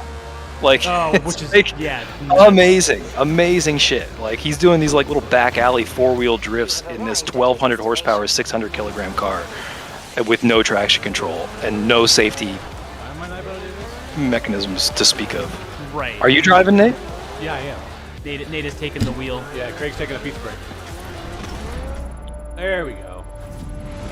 Yeah, like that is the thing with F1 is it's why I can like, you know, separate myself well enough to where I appreciate the team. Like I do appreciate the people that do the engineering and do all the other stuff. But it's also for me, I think, is the drivers, because you know if you're born into money like that and you just decide it's something you want to do, obviously you know you are still a part of that culture. But I think there's a lot of people in there that really do just enjoy the sport, and there is like a lot of history to it that, you know. I'm not saying that there aren't, you know, they haven't capitalized on that. Like, you know, almost all of them at this point. Like, you're not a bad person just because you're rich. Like, it's just for me, like, again, Ayrton Senna seemed like a pretty damn good guy, but he was a rich guy. Just for me, it's like, eventually I need to kind of take a break from it. Yeah, there is a limit to. Yeah, it's not like they're not like icons and idols that you worship. It's more of, you know, like you like them to a certain extent, but it's not like I enjoy people are like the salt of the earth. Right, exactly. So like with F1, I don't know that right now I don't think I have a favorite team. I don't know. I typically I would like to go for something that I have, like I like if I'm going to root for a college, I want to root for the college that I went to. Like have some sort of like you have some personal connection to. Connection I think to. That's what I have with the players. Yeah. So like one of the things that I like endurance racing. So I like the Audi, Porsche, Ford, Ferrari rivalry and like the Le Mans circuit and things like that. So that's pretty cool. What I really like about F1 is that it's just it's the type of driving that I like. So, like, I would never get into stock car racing like NASCAR and shit. I would never be able to get into that because it's so it's not the type of driving that I like. Like, I like the road courses and the basically I like cars that go fast around corners. Those are the types of cars that I like generally. So F1 is like the zenith of that type of driving. So for me, that's what it's almost like the way I watch baseball. So I don't actually care about teams that much in baseball anymore, because these days caring about a team is mostly just rooting for laundry, because the players are never the same. And the F1's sort of the same way, because like drivers change teams all the time, and it's like I don't really have any loyalties because of that. But I do like actually watching the players and watching I like watching the matrix of the players change and shift. That's why I think I also like more like personal history about the drivers. It's more about, I know they're not going to be with those teams forever, so I like watching their own performance. It's like people like Gasly and Yuki Tsunoda, people like that. Who, you know, I like watching them like earn the little victories, even if it's not P1. They're doing better than they did before. Like George Russell's a good example. It's like a lot of drivers that, you know, have their own struggles. When you see them overcome that, it's cool. So it's not so much about like, it's almost like like off-track narratives. Exactly. So I appreciate that type of thing, but I also just like with baseball especially, like I like watching the players and the sort of the technical aspect of baseball. You're doing really well, but I'm gonna say no just because I don't know the fuck I'm doing. So crank it up, Nate. Crank it up. Yeah, go for it. You can do it. As you were saying. At some point, we probably want to try Star Fox. Yeah, that's what I was saying. We have to. We have to see what version of Dolphin you have first. Because if not, we gotta change that. That shouldn't take very long at all. We got some time. Plus, this is all this test stream stuff. So if anything, it's good that we're playing this as long as we are for the endurance of your machine there. Okay. Nate, did you have this rig last year for last year's stream? Yes, I did. How'd it hold up? It held up all right. It's just I'm thinking we didn't push it to its maximum because we didn't do everything. The first year was the one where it had the GPU fan, which is bad, but I think it's been better since. Plus, I think depending on the schedule, if there's less PC stuff, that's less intensive. It helps out a lot. Plus, we're in a big room. You gotta hit the green gates at the minute. Yeah. Oh, yeah. All right. I don't actually know what the fuck I'm doing with this game, so I've never once touched it. Follow the line. Follow the line. Follow the line. Follow the line, and when it gets redder, brake. Yeah, brake harder. Brake. The redder it is, brake more, I think. Mm-hmm. Yep. It's been a while since I played this. The traction on this dirt road is not what I'm used to in any racing game at all. I do like that they have the different traction. That is nice. Yeah. So Nate, have you ever played a Forza or a Gran Turismo? Well, I played a Gran Turismo, and I played back like, I mean, A-Spec, Gran Turismo A-Spec was my game, I think. then I played Forza 4 back in like college.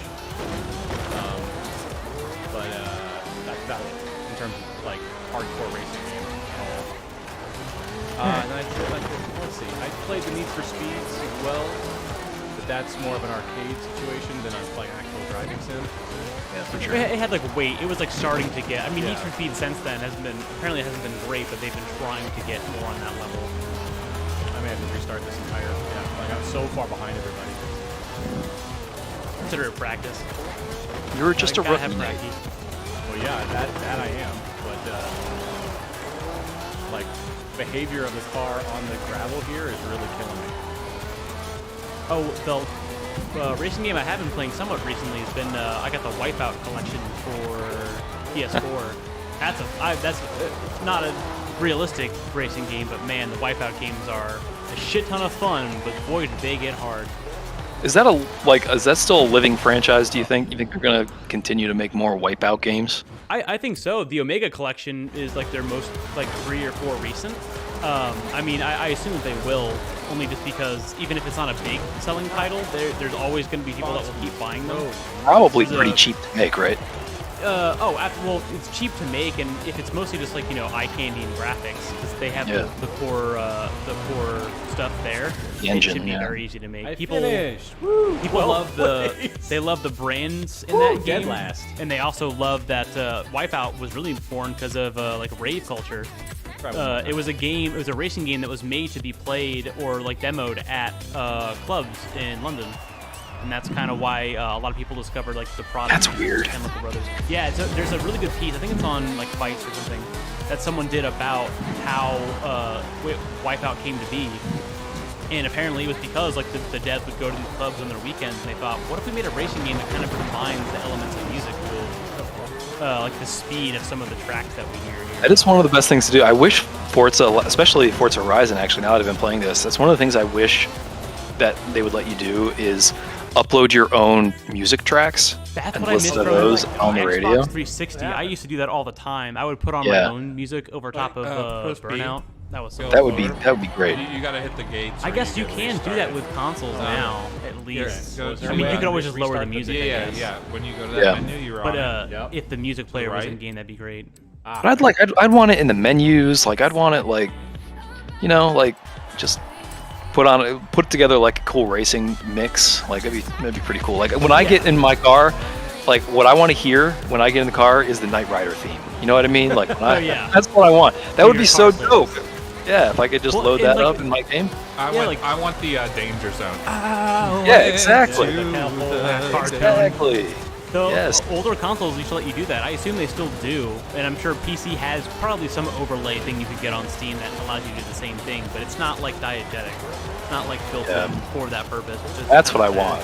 Hey, I want it and to sound like it's speaking being of- pumped to the radio. Speaking of classic game, I mean, I still think of this game just because of the lobby music. But I associate this song with cars so much. But Riders on the Storm. Oh, from Need for Speed Underground 2. Yeah. That's such a weird choice for like a driving game. Well, It's so It was like would the spend lobby hours music. customizing his car. It was the lobby music. But yeah, I would spend hours. Like, in you want to the, talk about someone who decals the crap out of their car? That's Craig. you're a decal man. He would customize every bit, every paint, every inch of paint would be customized Oh, and yeah. thought about. I actually timed him once. And it was like 2 hours and 43 minutes customizing a single car for a Need for Speed game. Okay, so we're obviously some like we're very car-y. You know, we have a passion for cars, Greg. I think all three of you have proved that tonight. Right? So I don't know how to fucking drive. It only takes practice, Nate. You'll get there. So my question is, this is one of my favorite questions. What is your all-time dream one-car garage? If you could only have one car for the whole rest of your life. Yeah, it's changed through the years. I mean, if you asked 8th grade me, it would have been 1970 ZR1 Corvette black with all the chrome on it. but that was 8th grade me. I no longer desire to get that car anymore. So if I were to have one car now. So this is why this is an interesting question, because I'll preface this by saying this question is usually asked like, what's your dream 3-car garage, or what's your dream 5-car garage? You're just talking about one. Like that, which makes it interesting to me because you have to think about it's the only car that you get to have, right? So you got to be able to drive it in the winter, right? Because otherwise you're not gonna have a car in the winter. Yeah. So, like, what car would you choose if you? Because it's got to be fun, right? But it's also got to be one that can get you back and forth to work and shit. And I'll tell you this, and I'm not gonna toot the horn, but I really enjoyed my car, and you can probably say the same. Yeah. There's creature comforts that I thought were I mean, it's a touring car, right? It's not like a super sporty seats and stuff. So I do enjoy I enjoy the ride feel and the comfort and the layout of the car, and I do like how even in a coupe there's not many blind spots. Oh man, I love that in my car. I like that about it. Is it the ultimate in performance? Probably not. For me, I prioritize fun. It's got to be a fun car to drive. Like, it's got to be a visceral, like, haptic feedback, like all these things that I really enjoy when I sit in the car. But if I had one car to do it with, it can be as expensive as you want, but like I wouldn't recommend like a LaFerrari or something, because you would never be able to take that back and forth to work. That's not a daily driver. We're not picking favorite cars. We're picking if I had to own one car. Yeah, if you only get to have one car for the whole rest of your life. For the rest of your life, Tom. You don't get to trade it in. No, it's the only car you get. I know whatever I'm going to pick is, if I'm picking something that's supposed to be fun that also is drivable, I assume most cars that are that way could be made to do that. I mean, not like really, like if I said like a Celine S7, that probably isn't going to be a good daily drive. No, probably not. No. But I mean, you have to think about it, because like you got to be able to go to the grocery store. You got to have like a trunk or someplace to put. Right. No, but that. like, what if you have to pick somebody? What if you have a kid? Like, what is that one car for you that you're like, if you got it, you'd be smiling from ear to ear, but then you'd be like, all right, I don't think I need anything else. Yeah. What car is the car that is? It's like end of history car. You don't need any other car. I don't think I know enough about cars to be able to pick one like confidently. I'll tell you which one that I'm looking forward to, Ian. And this is a car that I thought of literally checked a lot of boxes for me. Can I guess what it is? You can guess. All right. So it's yet to come out, so I can't say for certain it would be the one, but it is coming out soon. I'll give you that hint. Is it the Nissan Z? No. Oh, really? All right, I'm surprised by that. Nissan Z is cool. The new Mazda RX-9? No, but that is a... Well, I'm stumped then. What the hell is this? Okay, so it's the Lotus Emira. Oh, okay. Oh, yeah, Lotus is a good idea. The Evora is really cool. The Evora is actually a good answer to this question. So the Emira improves on the Evora. Like, if you've not seen the Emira, it looks the part, and it is basically the Evora in every like dimension. Dimension-wise and spec-wise, very similar. They've hand designed this car around every little. I mean, it is the last naturally aspirated car that they will ever do.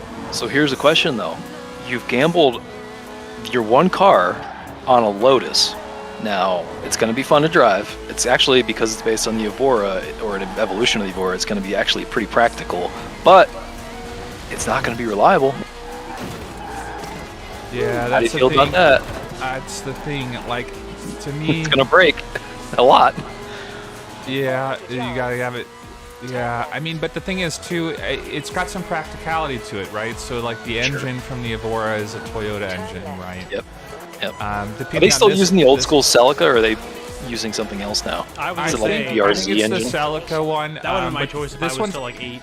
This one Celica. actually, Yeah, I used to love that car. the Emira is actually going to share The film producers engine bought with this house to the use as a set, Mercedes. but when filming wrapped, Oh, they yeah. just left it. I think it's I the had a word, and GTB. you know I what? think They that said you could have the house for free as a thank you Four-matic. for your work on the movie. Oh, Can't remember what.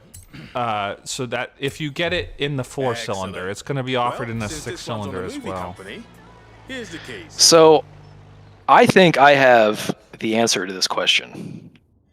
Okay. I mean, else? The story there is no threads right or here. wrong, but Your but you. wardrobe's But like- See, I think- I would disagree. I think this is the right answer. Do you want me to say mine real quick? No, I 'Cause mean, mine will at be the end of short. the day, Yeah, it's still an Speaking of opinion. which, But the thing is, why don't you? I think you may have some good thought out. Just because you're the owner of the question, you probably thought about this. I have thought longer about it. I have, yes. I will give you my answer, but I want to hear Tom's answer. My only so if we're picking like reliability, if I was being like boring and like realistic, I would probably pick a stock car that just happens to have like better capability. Like if Scions were better about reliability, I'd probably get one of those because I'd be like, well, it's stock enough. The first car that came to mind for me would have been maybe the Mercedes AMG. Because I think it is up there in terms of fun, but I mean, and I know I was just saying, you know, Mercedes in terms of cars and builds, I have no problem with, but I think the AMG, in terms of what I've seen, seems like it would be like right at the crest of, you know, too souped up to where I could not get work done on it or have like, you know, afford the oil. But It's also just going to able be to- expensive. Well, right, but that's the thing; it would be expensive, but at the very least. I mean, just based on what I've seen from it, like, if I wanted something that, like, is going to be, like, the last fun thing I'm going to own, whether or not I care about the steez of Mercedes, it seems like it would be at least drivable, because, I mean, I've seen of them on roads more recently than I have. I mean, I guess I need to qualify my comment there because I feel like an ass after I said it because I just said that that's expensive and yet I chose the Lotus. You're right in that is, but you're right in that I think it's more expensive probably than it should be because it's Mercedes, and of course that's going to be part a lot of of the Europeans are going to be, you know, they've got that cost for upkeep as they age. Right. Plus, if I really, I really should pick a Japanese car because a European car is going to have probably more stuff that I don't want to deal with than I think. But if it was like just enough where I could get used to it and learn it, I'd be fine with that.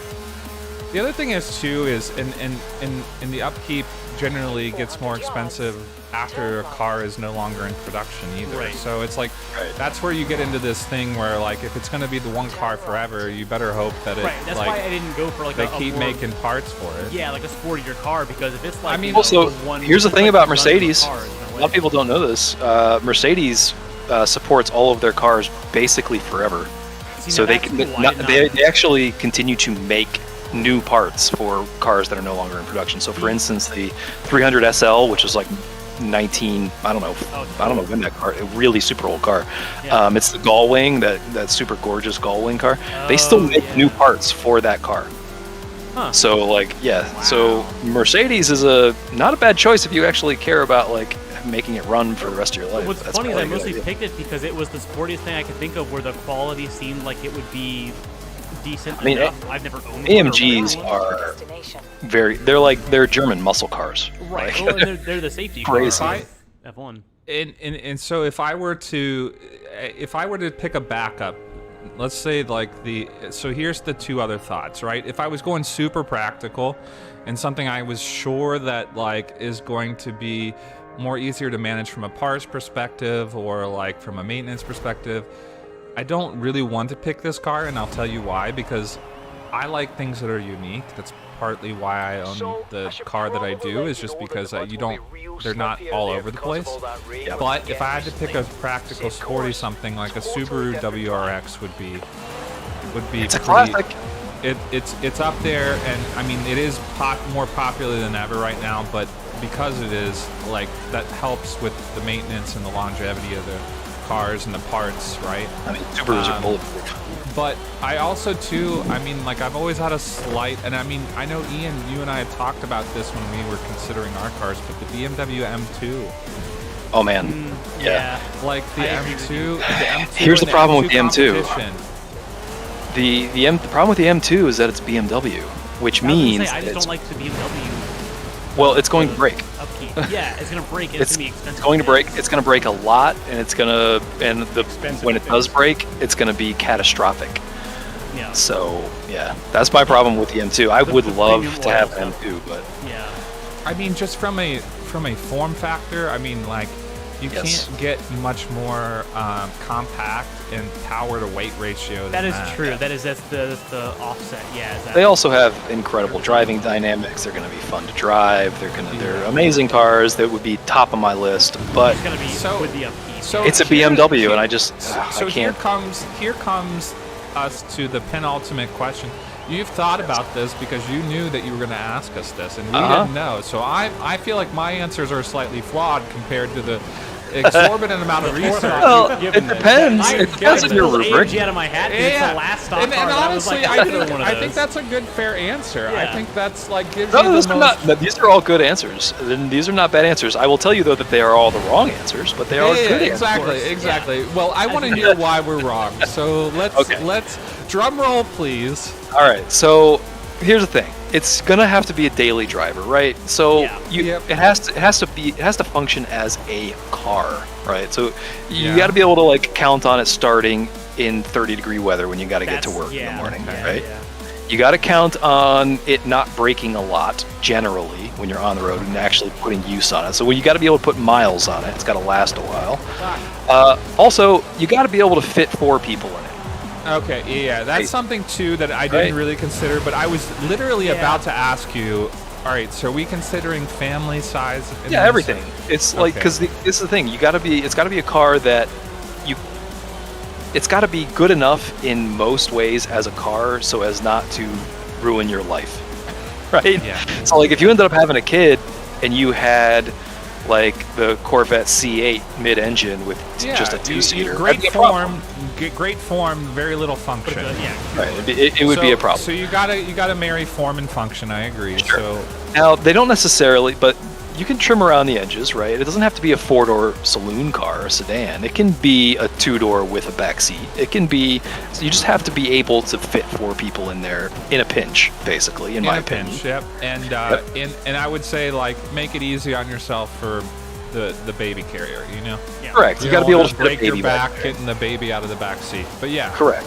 Also, you got to be able to go do the grocery run in this car. Like, it can't be a mid-engine car with no trunk and no Yeah. front boot. Or a right? frunk. Yeah, it's got to have Yeah. the frunk. You gotta be able to go grocery shopping in it. You don't necessarily have to be able to do a camper conversion in it, but you gotta be able to pick up groceries. Also, agree. you gotta be able to go on like a 3-day long weekend somewhere, which means you gotta be able to fit a suitcase It in can't it. be so uncomfortable. Which Joe who decided to race one. primarily, I mean, I'll give it this: like not a family vehicle. None of the cars, other than maybe the WRX, which you could make for 4 people. Right. But I've seen it happen. I mean, the Lotuses have gotten better about the interior. They were very bare bones. Yes, because they are super light. But the newer ones, like they're actually like you could actually. They're nicer. drive. The Evora is definitely in Yeah. that class. I'd say. Anything The Evora is very newer nice. than the Evora range, you're going to actually get some creature comforts for once. Yeah. So I'll give it that. I'm not going to say it probably fails the other two, but I just thought I'd throw that in there. So let's see. It's got to be reliable. It's got to function as a car every day, but it also has to be as high performance as possible to be fun and enjoyable. Yeah, exactly. Yeah, well, Right? exactly. Because here's the thing: you hear people talk all the time about they hate driving, right? Well, one of the reasons why they hate driving is because they're driving shitty cars. True. You know, if you're driving around a 98 horsepower hybrid, right? It's not going to be a very fun driving experience typically. Yeah. So if you're not able to have fun or be comfortable in your car, then you're not going to like driving, right? Nice. So that's the other thing. I want it to be a fun car that's also fairly nice and comfortable, but also has some performance. So the answer to this question, it has to be basically bulletproof reliable. It has to be very fast. It has to be, in my opinion, personally, I think it has to be good looking. Yeah. And it has to be good looking. Convenient. I am a stickler for that. So Yes, So I agree. Cars for my opinion, cars have to be attractive looking. And this is the Look at thing it for the rest of about, yes, if you're going to live with it for the rest of your life, it also can't be like a fad, right? So right now, there's always fashions in cars, right? Should be fine. Yeah. Car design goes by fashions. So that means a car that looks good today is possibly not going to look great 10, 15, 20 years from So now, right? that comment leads me to believe that you've reached back into the historic. Kind of. Here, It's a car that very for a rarely known gets commodity. much. It's a car that very rarely gets much cosmetic update. The cosmetics are usually very similar from chassis to chassis model. The answer to this question, it's the only right answer as far as I'm concerned, because this is actually a very niche thing. There aren't a lot of cars that actually tick all these boxes. It is, without question, the Porsche 911 Carrera 4. Turbo, specifically. But the Ford part of that. The thing we were talking about earlier tonight. When you Yeah, say it's the the- 911 Ford, is the Ford part of that what makes it the more like? I mean, I shouldn't say reliable. I guess depends on American. No, so it's the Porsche 911 Carrera. So there's the 2 and there's the 4. The 4 basically means that it's 4-wheel I think drive. it's Ford. I was like, I don't think Ford has a. No, has a it's Ford the either. it's Ford. it's Okay. Porsche 911. It's really pretty much any. This is the thing. You could say that it's any year for a Porsche 911. But for me, the perfect Porsche 911 is the Porsche 911 Carrera 4, and the reason being is because it's also 4-wheel drive, which means that it's also an all-season car. You don't have to put it in the garage in winter. It's not going to like take you overlanding, right? You're not going to do Right. off-road 4-wheeling in it, but you're also not going to have to put it away when winter comes because it's got racing slicks on it. It's 4-wheel drive. It has a very serviceable trunk and a back seat. And the turbo also is a 200 mile per hour supercar that has driving dynamics of basically a road going However, you don't see many. F1 I car. mean, you're saying the Carrera 4, right? Yes, specifically, but any 911 really, but specifically the Carrera 4. Yeah. I mean, most grocery getters and families are switching to what's their big 4-door one that they The got? Cayman. Yeah, it's the Cayman. Well, here's the thing. Not the Cayman. Not the Cayman. They also have the Macan. That's a small SUV. I'm talking about the. Oh, sedan. the Cayenne. That's what it is. The Yeah, their SUV one. no, this is a, and you could go that route. You could go with a. Oh, the superior Panamera. Panamera. Yep, that's it. Yeah. So here's the thing: the Pan America is ugly as sin.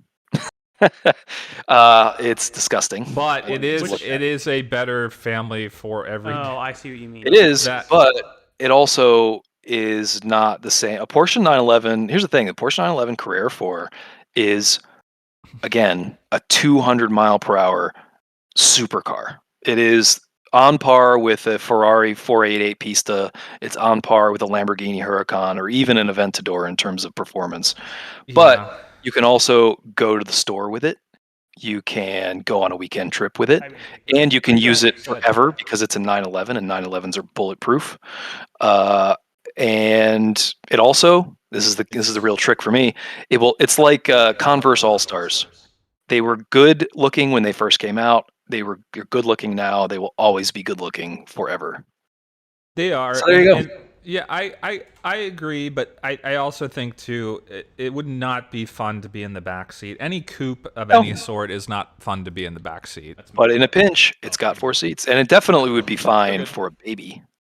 Yeah, that couple-hour car ride, I've done it in a coupe. It's not as fun as people make it out in the back seat, especially being a taller individual. I'll say that. Well, this is the thing. I don't see. This is where you can trim around the edges, right? Like this is why everyone you can. Well, it was working. Some people have like different. They weight those different criteria differently. Yeah. But for me, the 911 is the right answer. It's the only car of its type. I don't think there are another car that ticks the boxes the way that the 911 does. It's kind of a boring answer because the 911's like the most standard like midlife crisis dad car of all time. But the thing is, think the that for a thing reason. that's crazy about some of these Porsche models, though, is like the price that they demand. Well, now. this I is mean, the it's thing. gotten way So, out of I control. a Porsche 911 of any kind, but especially a Porsche 911 Turbo, is completely out of reach for any normal human. It is not affordable. It used to be affordable. It is not anymore. To your point, it is not an accessible car. But this is your dream garage, so. Yep. Yeah, exactly. I see what I love about the a Mira, and just I'm not gonna like go. We can look at it later, but it starts at 80K. It's attainable. Really? It's obtainable. It's obtainable. It looks As like long as you do nothing else. Well, this is the thing. So cars these days, this is like low key. I don't know if a lot of people have noticed this. All cars are ultra expensive, and it was even before COVID. Like a Honda, a basic Honda Accord that used to be like entry level $20,000 is now like 35K. Well, they said I read something the other day that the average, and this is, I mean, I don't meet this average, but I mean, they were saying the nationwide the average car payment is like $499 a month. Yeah, yeah. They were I'm saying surprised it's that low. if you took that at the age of 30 and invested it till you were 65, you'd have over $5 million in the bank. You So could he's afford like, many 911s. You're not building wealth by looking good in your new car. You're building the wealth of GM, Ford, whoever you're paying that car payment to. So I don't know. Cars specifically have crazy inflation rates these days, specifically. Oh, yeah. But it was even people. You can blame it on COVID, and to a certain degree, things are a lot worse than COVID. But cars had inflation rates already crazy way before COVID started. The crazy thing now is like the used cars are not depreciating like they were, so it's you're best to just hold on to what you have. It's a bad time to buy a car these days. Oh yeah, for sure. But yeah, 80K is you can get in the world of sports cars, like luxury sports cars. It's fairly affordable. Yeah, that's pretty much. You can count them on one hand. Yeah, that's true. Yeah, I mean, if you want a 911, I think an entry level for a 911 is 75K. That's entry level for a base, no options, no like base trim level, not a turbo 911. Yeah, I think most of the ones that are like somewhat feasible, you're going to walk onto a lot and pay over 100. If you do any option, which on Porsches everything is an option, like the trim packages, like they've got a million of them, but you want at least one trim level up from the base, because even the base, it's way too expensive. 75K for what you get for a typical 911, way too much. It's not worth the 75K. So if you want any kind of trim level, it is going to be 90K off the lot minimum. Yeah, exactly. So, that's why you see more Caymans and Boxsters than you do. Yep. Base level 911. Even the Cayman though, like the Cayman also is super expensive for what you get. Cayman's a great car. I would love to have a Cayman, but like way too expensive. Porsche, to your point, Porsche. Let's adjust some volumes here. You guys gonna do Star Fox? Star Fox.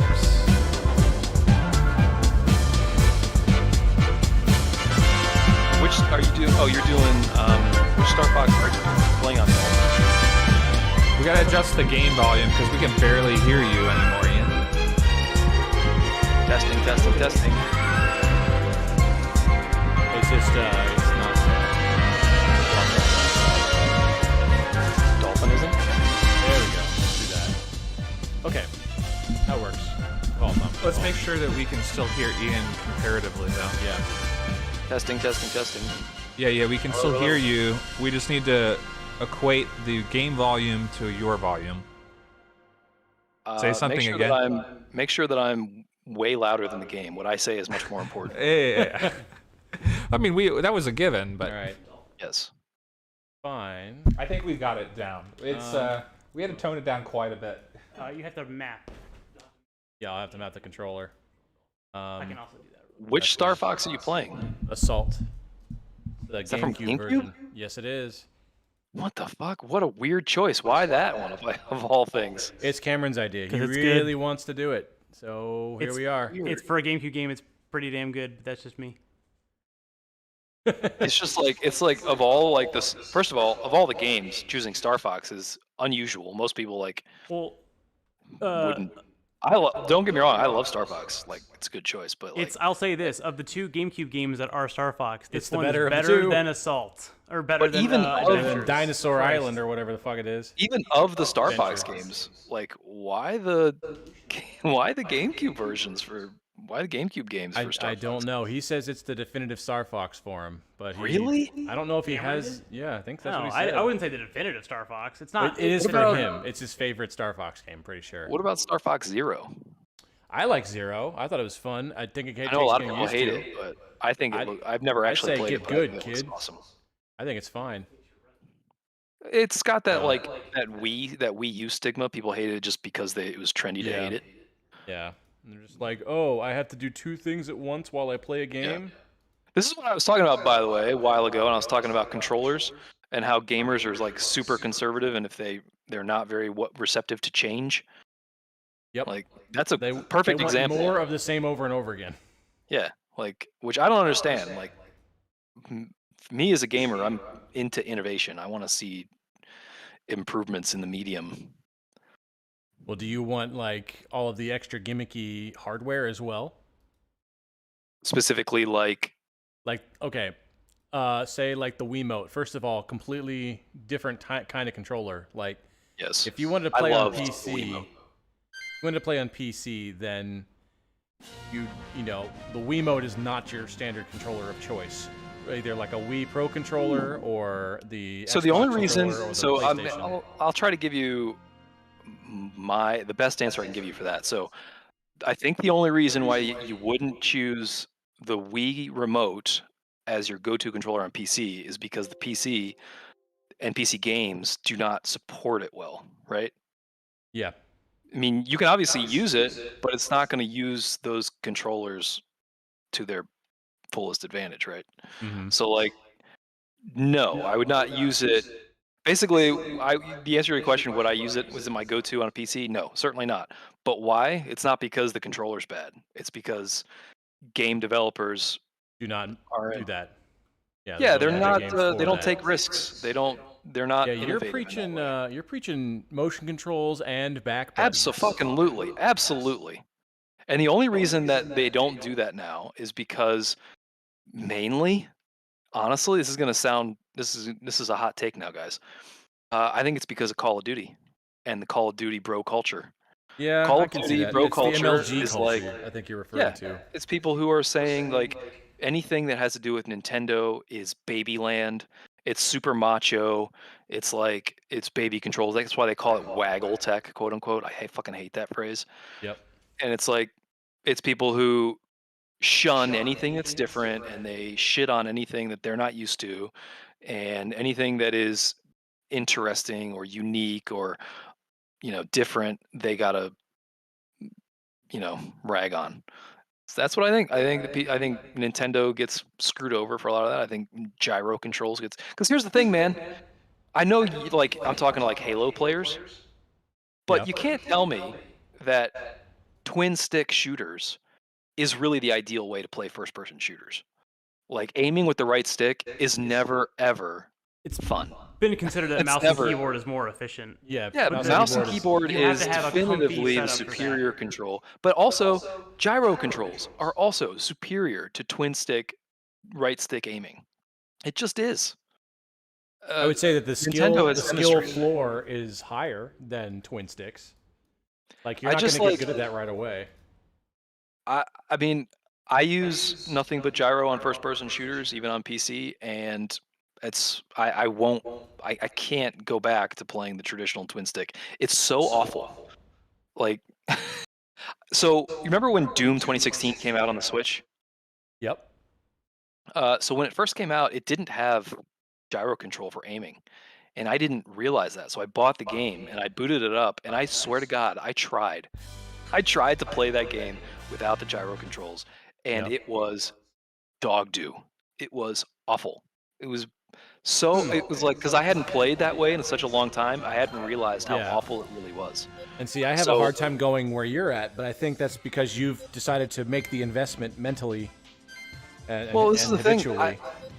That's what I'm surprised about, because for me it was just not that big a transition to learn how to to get comfortable with the gyro aiming. For me, it was like easier off the bat. It was easier immediately for me.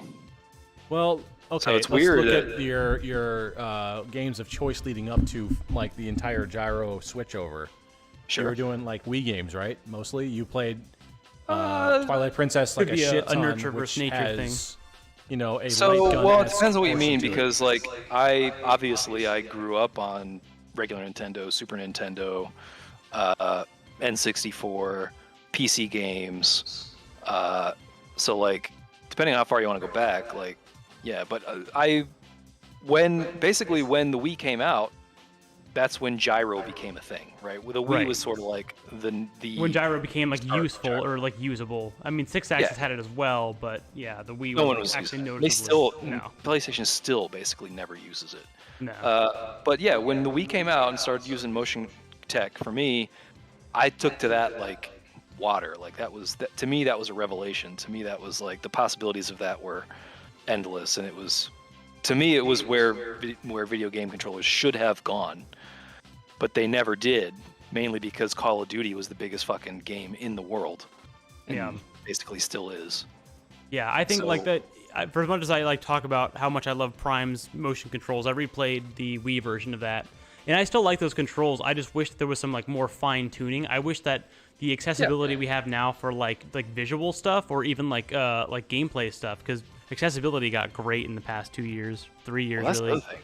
Gyro controls should be available on everything, specifically, if only for Right, because it would be accessibility. It really would be, like, because I think like the controller, mouse and keyboard is fine, but you need to have a comfy setup for it, because if you play mouse and keyboard and like you can just, you know, you can ruin your arms just like, you know, leaning over a shitty desk. It's partially why I used to prefer controller, but I will say mouse and keyboard is more efficient. Yeah, and that's the thing. Like, I think gyro bridges that gap. Like, you can play with the comfort of a gamepad. You can lean back, you can lay down, you can do all kinds of things, but you get much finer control. It's not as quite as good as mouse and keyboard in my opinion in terms of control, but it's like, it's so much better, so much closer. It feels more natural too, I think. Like the gyro controls, at least. I started playing Gravity Rush Remastered on PS4 a little while ago, which is a game that uses the controller for its motion controls, or the gyro controls, and actually does kind of feel like kind of natural. It's definitely like a learning curve because it's a game based around that mechanic, but it's like the aiming in Breath of the Wild. It feels nice. I like that. Plus the combination of that and the stick is great. Like I don't want to like do that. Don't misunderstand me. I'm not saying like, Nate, you're dumb for not using gyro. I'm just so surprised that you don't like the gyro, that you don't use the gyro in Breath of the Wild. Like, that's crazy to me. I do haven't now. played Breath of the Wild in a while. I use a combination of that plus the stick for like fine tuning, and it's great. Yeah, I still use the stick even on when I play like Destiny on PC. I use gyro, but I do use the stick for like the big movements. But like for actual fine aiming and like hitting my targets, I use the gyro. Yeah. So, yeah, maybe that's the problem. Maybe that's that's harder for some people using both at the same time. Maybe that's the hard part. Yeah, I could see that. Because you can't. To your point, Tom, like Metroid. Yeah. Because the Wii remotes didn't have two sticks, it only had the one stick. Yeah. The actual aiming was only gyro, and I don't think that was a good system. No. I don't think you can do only gyro. So I'm not like that extreme about it. I think you need to have the dual sticks. Yeah, and I think that's what I realized last time I played is the dual, like a more Breath of the Wild approach would be so much better. Yes, I agree. Yeah, the combo to me is what you need to do, and that's why to me that is so much better than just the single stick. So, but I can see why. I guess maybe I hadn't thought about it that way. Maybe that's why it's harder for some people, because it's not the fact that they don't get gyro, it's that they're not comfortable doing both the gyro and the stick. It's how I feel about the wheel and pedal setup for racing games. I know it's more efficient, or it has more control, and I want to be good at it. Right. It's more of the it's unlearning one skill to learn the other, or really keeping both in your head, but it's about learning one skill, being so used to the other one. If you first start playing games and all you know is gyro, or all you know is wheel and pedal, it makes sense that that's what you prefer, but also because you learn the intricacies of it too. And people are different too. So like for me, I guess maybe the better question isn't why doesn't Nate like the gyro as much as I do? The question isn't why didn't he take to it as way I did. I think the better question is why did I take to it? Right. Right. Yeah. Because you're what is it conservative about by it? nature, always looking The for real the question is- maybe it just seems like I am the outlier. Like I didn't have that much trouble going from here. But here's the thing: it's not because I'm pro gamer. Because again, as I said about Doom, if I tried to go back to dual stick, I would be awful. I would be terrible. I would like. There's a reason why. Time on it. But even then, like, you know, I played a lot of twin stick shooters. I've just never been good at them. Like that, Nate. There's a reason why, you know, you tune me up in Halo. Yeah. You know, It's not I'm used to those controls way more.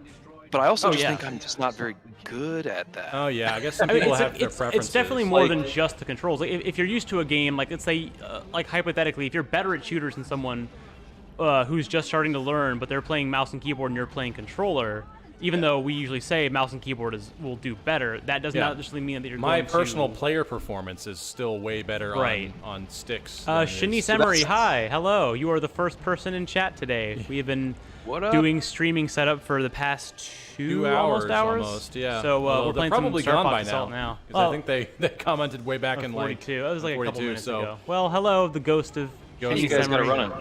Yeah. Yeah, so I had to get the newest version of Dolphin, and I don't know what is up with the input volume on that shit. We're gonna have to.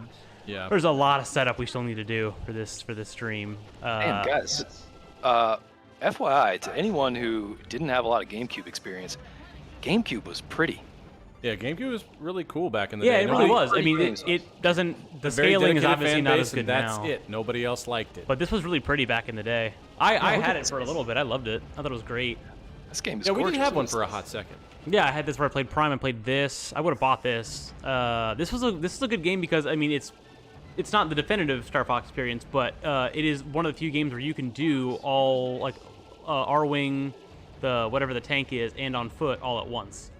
And the combat for all three of those is pretty decently good from what I remember. Even the final boss is a lot of fun. Like the multiplayer in this was phenomenal. It was awesome. I'm just like super impressed by the animation, like the flying animations here. Yeah, the flying animation Very is good. smooth. The ships look good. Obviously, like it looks a little bit like not whatever the aliased, I guess. But you know, back in the day on a CRT, it looked really damn good.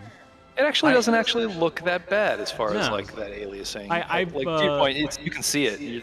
It's a big difference from like a Yeah. 4K. But Well, I learned recently that doesn't really hurt it. a lot of the art is made that way, like raw, because on a CRT it would fuzz it up a little. So if you Yeah. wanted to make like really good looking art, they Doesn't purposely either made way. it aliased.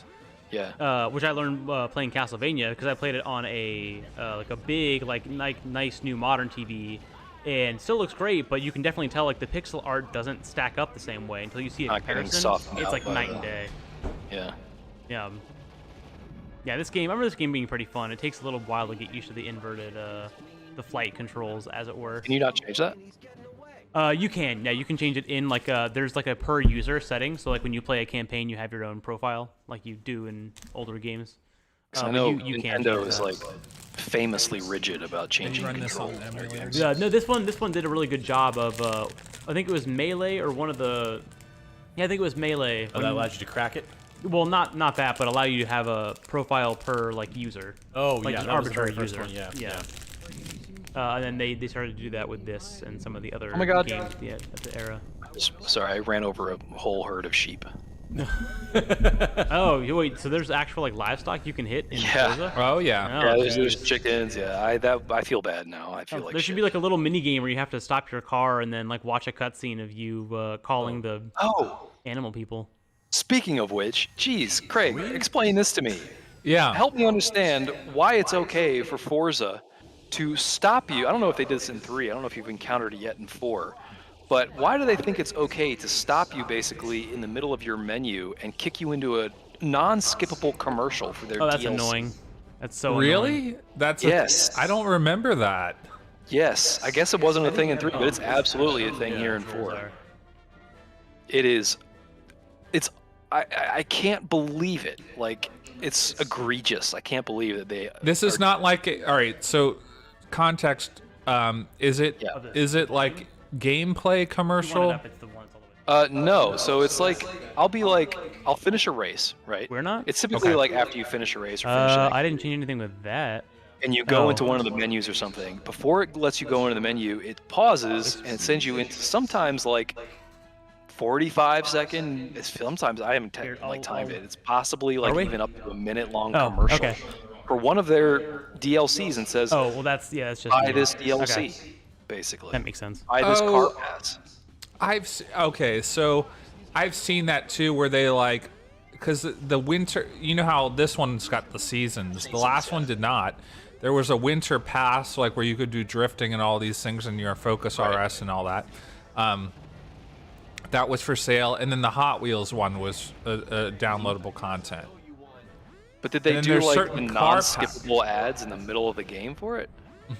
It was in Like, between forced you to watch races, but them? yeah. That's so. I don't remember it Man. being as egregious as what you're saying, but I guess I'll have to keep my eye out and see how egregious it is. It's just like, wow. Like you pay $60 for the game, right? And then, I mean, at least they're not advertising like Coca-Cola, I guess, right? Yeah. So it's not like they're not getting paid by someone else to do this, but still, it's like, man, at least make it skippable. Like if you're gonna proc these commercials, okay, but I That can't skip too. them. I gotta skip through them. And there was like specific cars in 3 that you could not get without purchasing some of the DLC. Like Yeah, I think basically a that's lot of the true cool, here. and that seems to be the case here as well. Yeah. I mean, it's not the end of the world. It's just one of those things. It's like it's almost like Hulu when you pay for the Hulu service, but then they still show you ads in the middle of the Yeah. friggin' show you're watching. It's like, what am I paying for then? This is like, might as well have cable at this point. It's like Pretty showing much. ads on HBO. Well, it's all kind of coming back around because every single Subscription subscription's is gonna get its own slowly adding so much to the point where they're trying to justify the price that they're charging. Man, I can't abide them charging money for a service and then showing ads in the middle of it. It's like, seriously? That's so Bush League. Well, that's just the way it's going to go. They're always, I mean, on a long enough time period, someone's going to try and like cheapen the experience to make money. It's always been the case. And as long And as that's the we don't complain about it, it will continue to happen. Well, and that's the thing too, is that your only complaints are going to come from the people that remember what it was before.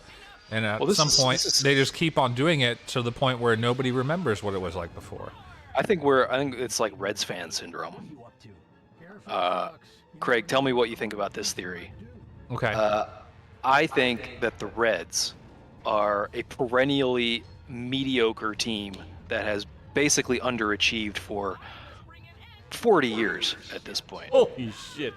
Yeah.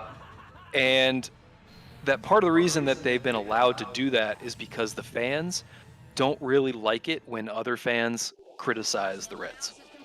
So, like, Reds fans aren't very critical of the Reds generally, at least not compared to the way fans treat, like, fans of other teams treat their teams. Like the Red Sox, if the Red Sox had put up the kind of record that the Reds have been putting up for the last 40 years, the Red Sox fans would not tolerate that shit. Red Sox beat writers. Yeah, but the thing is, and so Boston too. Globe would not tolerate that shit. Yeah, but the thing is, we're comparing, like, let's take out the last 20 years when the Red Sox have been extremely relevant. Right. I mean, there's been some bad times there too, and I think the Reds, you can't even say 40 years. I would say 30 years because they did win it all in 1990. I was 1 year old, not even.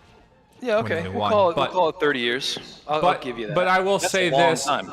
It is a long time. It is a long time. And I will say this. The Reds, because of the history of that franchise, and a lot of people still alive, like our parents' age, that are like old enough to remember championship teams, are like kind of, to your point, able to say, well, we lived through one of the greatest franchises time in that the baseball history will ever see, and that's rightfully true for them. But like what they're not realizing is like our age group has not, like as long as I've been alive, the Reds have not been extremely competitive. They've No, been, not at all. Yeah. So the thing I don't understand is like that's fine. Like, look, the economics of baseball like make it very difficult for a team like the Reds to succeed consistently, right? They can have a good year here or there, but it's going to be hard for them to be like sustain it. Yeah, well, exactly. Which is any fine. player of notoriety will always get traded away to some other team that exactly. Yeah, that's just part of the Correct. economics we of become a it. professional farm team. Right. Contracts. So, And I that's mean, fine. there's Like, a I lot get of there are limitations, but the thing I don't understand is that other teams are in smaller markets than the Reds. Other teams have less money than the Reds, but they manage to be successful occasionally, right? Well, Tampa they Bay, manage for to instance- win a series here or there. The Reds have Tampa not made it Bay- out of the first round in the playoffs for like 20 years. Tampa Bay is not a small market just by the city standards, but in baseball, their budget is Tiny. one of the tiniest budgets. Yes, but they're Yet consistently very good because they have very good management. So my problem isn't necessarily with Reds fans the way they don't rag on the Reds players. My problem is that they don't seem to have much of a problem with Reds management. And like if it were the Red Sox that had this, if it was Boston that was experiencing this level of mediocrity for this long, they would have been through different ownership several times. In fact, that's what happened to the Red Sox. They went through several different owners. They went through several different managers. Like it was until they found something that worked. So basically they were putting forth effort to make it work because the Red Sox fans weren't going to go to the games. They didn't go to the games. Like for most of my childhood, Red Sox tickets were pretty easy to get because they sucked for most of my childhood. And Red Sox fans did not go, and then they got raked over the coals in the Boston Globe. That doesn't really happen in Cincinnati. So they never get any better. Yeah, I 'Cause find they- that. I mean, at the, It's at not the, any- it's just any sports fans. at the in end of the day, general, or- at the end of the day, like the Reds, and you've been to Great American. Great American Ballpark is sold as a family-oriented ballpark, and so you're always going to get people that go and the way they market. And I know this because we've got a friend that has worked for the Reds for a couple of years, doesn't anymore, but like he did, and the way they market it is they do a lot of business outings and a lot of family and fun, oriented team nights and stuff. That's where they'll get, and then they have their fans that will go to the buy season tickets because they're into baseball and that's what they do. But oh my I God, think- he's made of nightmares. Look at this motherfucker. I think Oh, in general, the Reds part of the fandom is a much more casual what the story is for fandom this. than holy Oh, no, shit. say Chris you're doesn't Red have to. Sox fans. So I guess I would agree with that. So I guess think maybe the on-foot mission my sandwich overall is point, and awesome. it gets back to like our discussion about Netflix and being okay with like ads running on fucking pay services like Hulu. It's like if the customer is just like, yeah, this is the way it is. This is good enough. Like Yeah, then it's gonna be. That's There's the way an it's gonna be. analogy to be written there, and that's basically like if you're a pushover, if you're a casual watcher, then you're just gonna let it be, Like, right? Yeah, But if Netflix you're like, that's exactly right. Netflix has the worst user interface of all the streaming services probably combined. Netflix's user Oh my interface God, I'm inverted. is awful, but no one ever talks about it. No one ever complains about Netflix's user interface, so they never Well, improve it. yeah, and that's Nobody the ever thing says too. anything about it. That's the thing too. It's like in the way to get to anything anymore is you got to speak with your wallet, right? Why So can't I fire? nobody ever leaves the subscription service because of the content. So it's like as long as the content is king, right? Content user interface is you can be a dud, but the thing is when these content is created or bought by these networks, they control that usually. Other than live TV, which live TV, that's contractual as well for different channels, but anymore for these subscriptions, it's all wholly owned by certain services. Yeah. So Which doesn't bode well for Netflix, by the way. But yeah, exactly. I personally have Hulu because I bundled it with Disney Plus, and ESPN Plus. I have it too because I get it for free through my cell phone service, actually. But still, it's like, man, can't believe you got it. It's not that it doesn't surprise me that they run ads. It just surprises me that I never hear anybody like say anything about that. Like, it seems like everybody's okay with that, and I'm like, really? Why? I think for me, just because it is the cheaper of the streaming services, it has largely the content that I enjoy, and combined with Disney Plus and then the ESPN Plus, which occasionally I'll find something on there that I didn't play with. am worth tuning into. There we go. For $15 a month, I can't beat 3 of those put together. That being said, like fucking inverted controls though. that being said, Shit. Amy and I split YouTube TV just for mostly sports stuff. I mean, I feel like they have the best lineup for sports related stuff. Although this year they did get rid of it used to be Fox Sports, but now it's Bally Sports. So now you can't even watch base. I didn't get to watch baseball at all this year, hardly. Well, MLB TV is actually a pretty good value, except that in order to watch your team, your home team, you have to watch it through a VPN because they do regional blackouts, which is also fucking stupid. Really stupid. That's really dumb. Yeah. It's like, I want to pay you for this, for your product, but you don't give me any way to pay you for my product, for your product. Yeah, exactly. Like most You're people just being, watching it, elitist and exclusionary for no most particular people reason. watching it are generally not watching it to watch the out-of-town teams. They're watching it to watch. I am, but I'm an outlier. I'm like totally it's awesome. weird. Okay, cool. So you catch Reds games on it and the Red Sox, or? Yeah. Yep. I'll watch the Reds. I'll watch the Red Sox, but I have to watch it through a VPN because otherwise it's like it. knows that because I'm once the Red it Sox figures fan. out that you're in the Boston area, it's exactly. game over. Like I said, I don't like follow specific teams as much anymore. There are specific players I like to watch, so I typically will watch them. Yeah. Yeah. Most people, to your point, most people are like they want to watch their home feel team, and they can't. Barrel roll. Exactly. Barrel It's roll. kind Barrel of dumb. roll. And YouTube TV, for as expensive it is, they decided not to renew the contract with now Bally I Sports. hit the whole thing. So it wasn't just Ohio; it was like all the yeah. Bally Sports nationwide. You couldn't You have a watch. charge bar. Yeah, Yeah, I got three I lanes tried not to watch Bally Sports in general. Bally Sports is owned by that super conservative radio broadcasting conglomerate that owns a bunch of hard right wing, like conspiracy theorist people. Like, yeah. Okay, So anytime Bally comes up, I'm like, I think maybe I'll try to watch a different game. Yeah, It might well, be part of F1. I didn't. That just goes to show you that I didn't watch Bally anything because that was a recent acquisition, I think, and then they didn't renew with YouTube TV. So I do recommend MLB TV. MLB TV to me is like one of the best services of all the streaming services for I'm all sports. over the I'll place. have to look into their subscription prices. I think they're $125 a year, which isn't cheap. Yeah, But you do genuinely get, first of all, you get every game outside of your market, which is a shitload of games.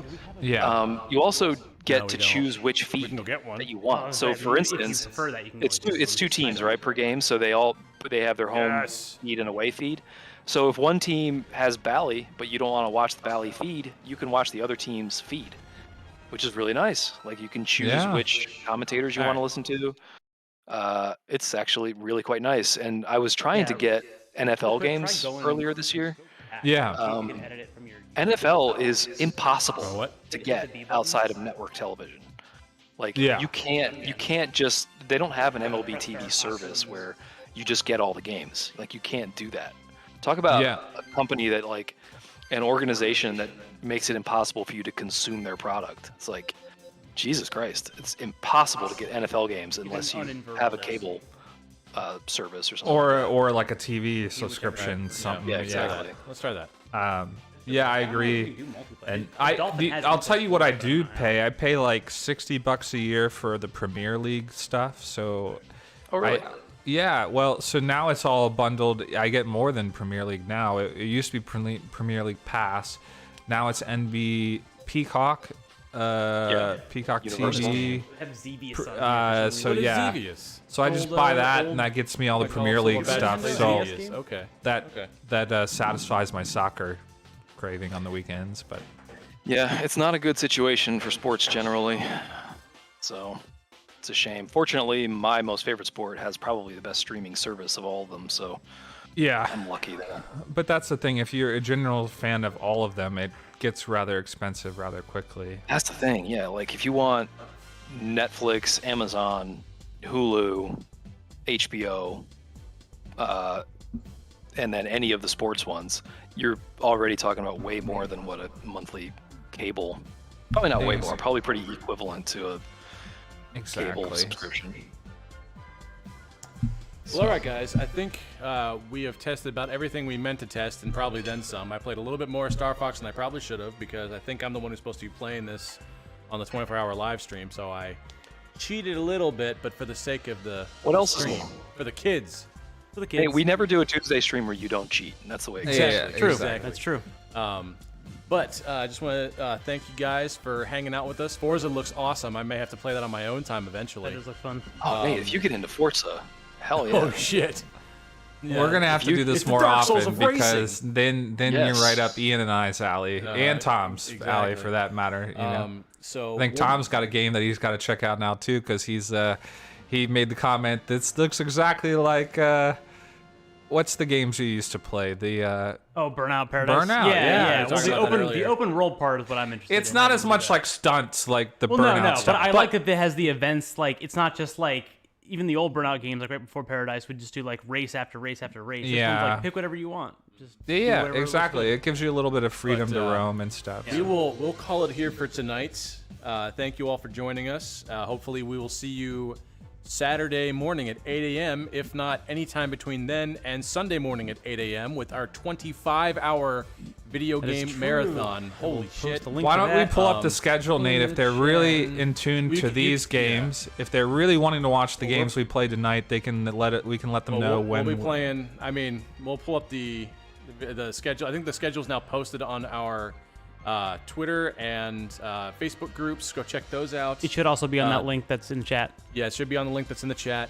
So if you're curious about what we're gonna play and when we're gonna play it, it's not just video games. We're gonna have a 4-hour one-shot from our friend Danny, who is on our crew for Maxis Mad Mythic Mercenaries. We're gonna get into some kobold hijinks, I think. all things D&D. Very comedic 4 hours, I think, what's going on here. But between now and then, I think Cameron's got a few things coming out. I'm going to have our usual player guide series coming out, so we will catch you all next time. All right, guys. Hey, See you this later. weekend. See you later. Bye. See ya.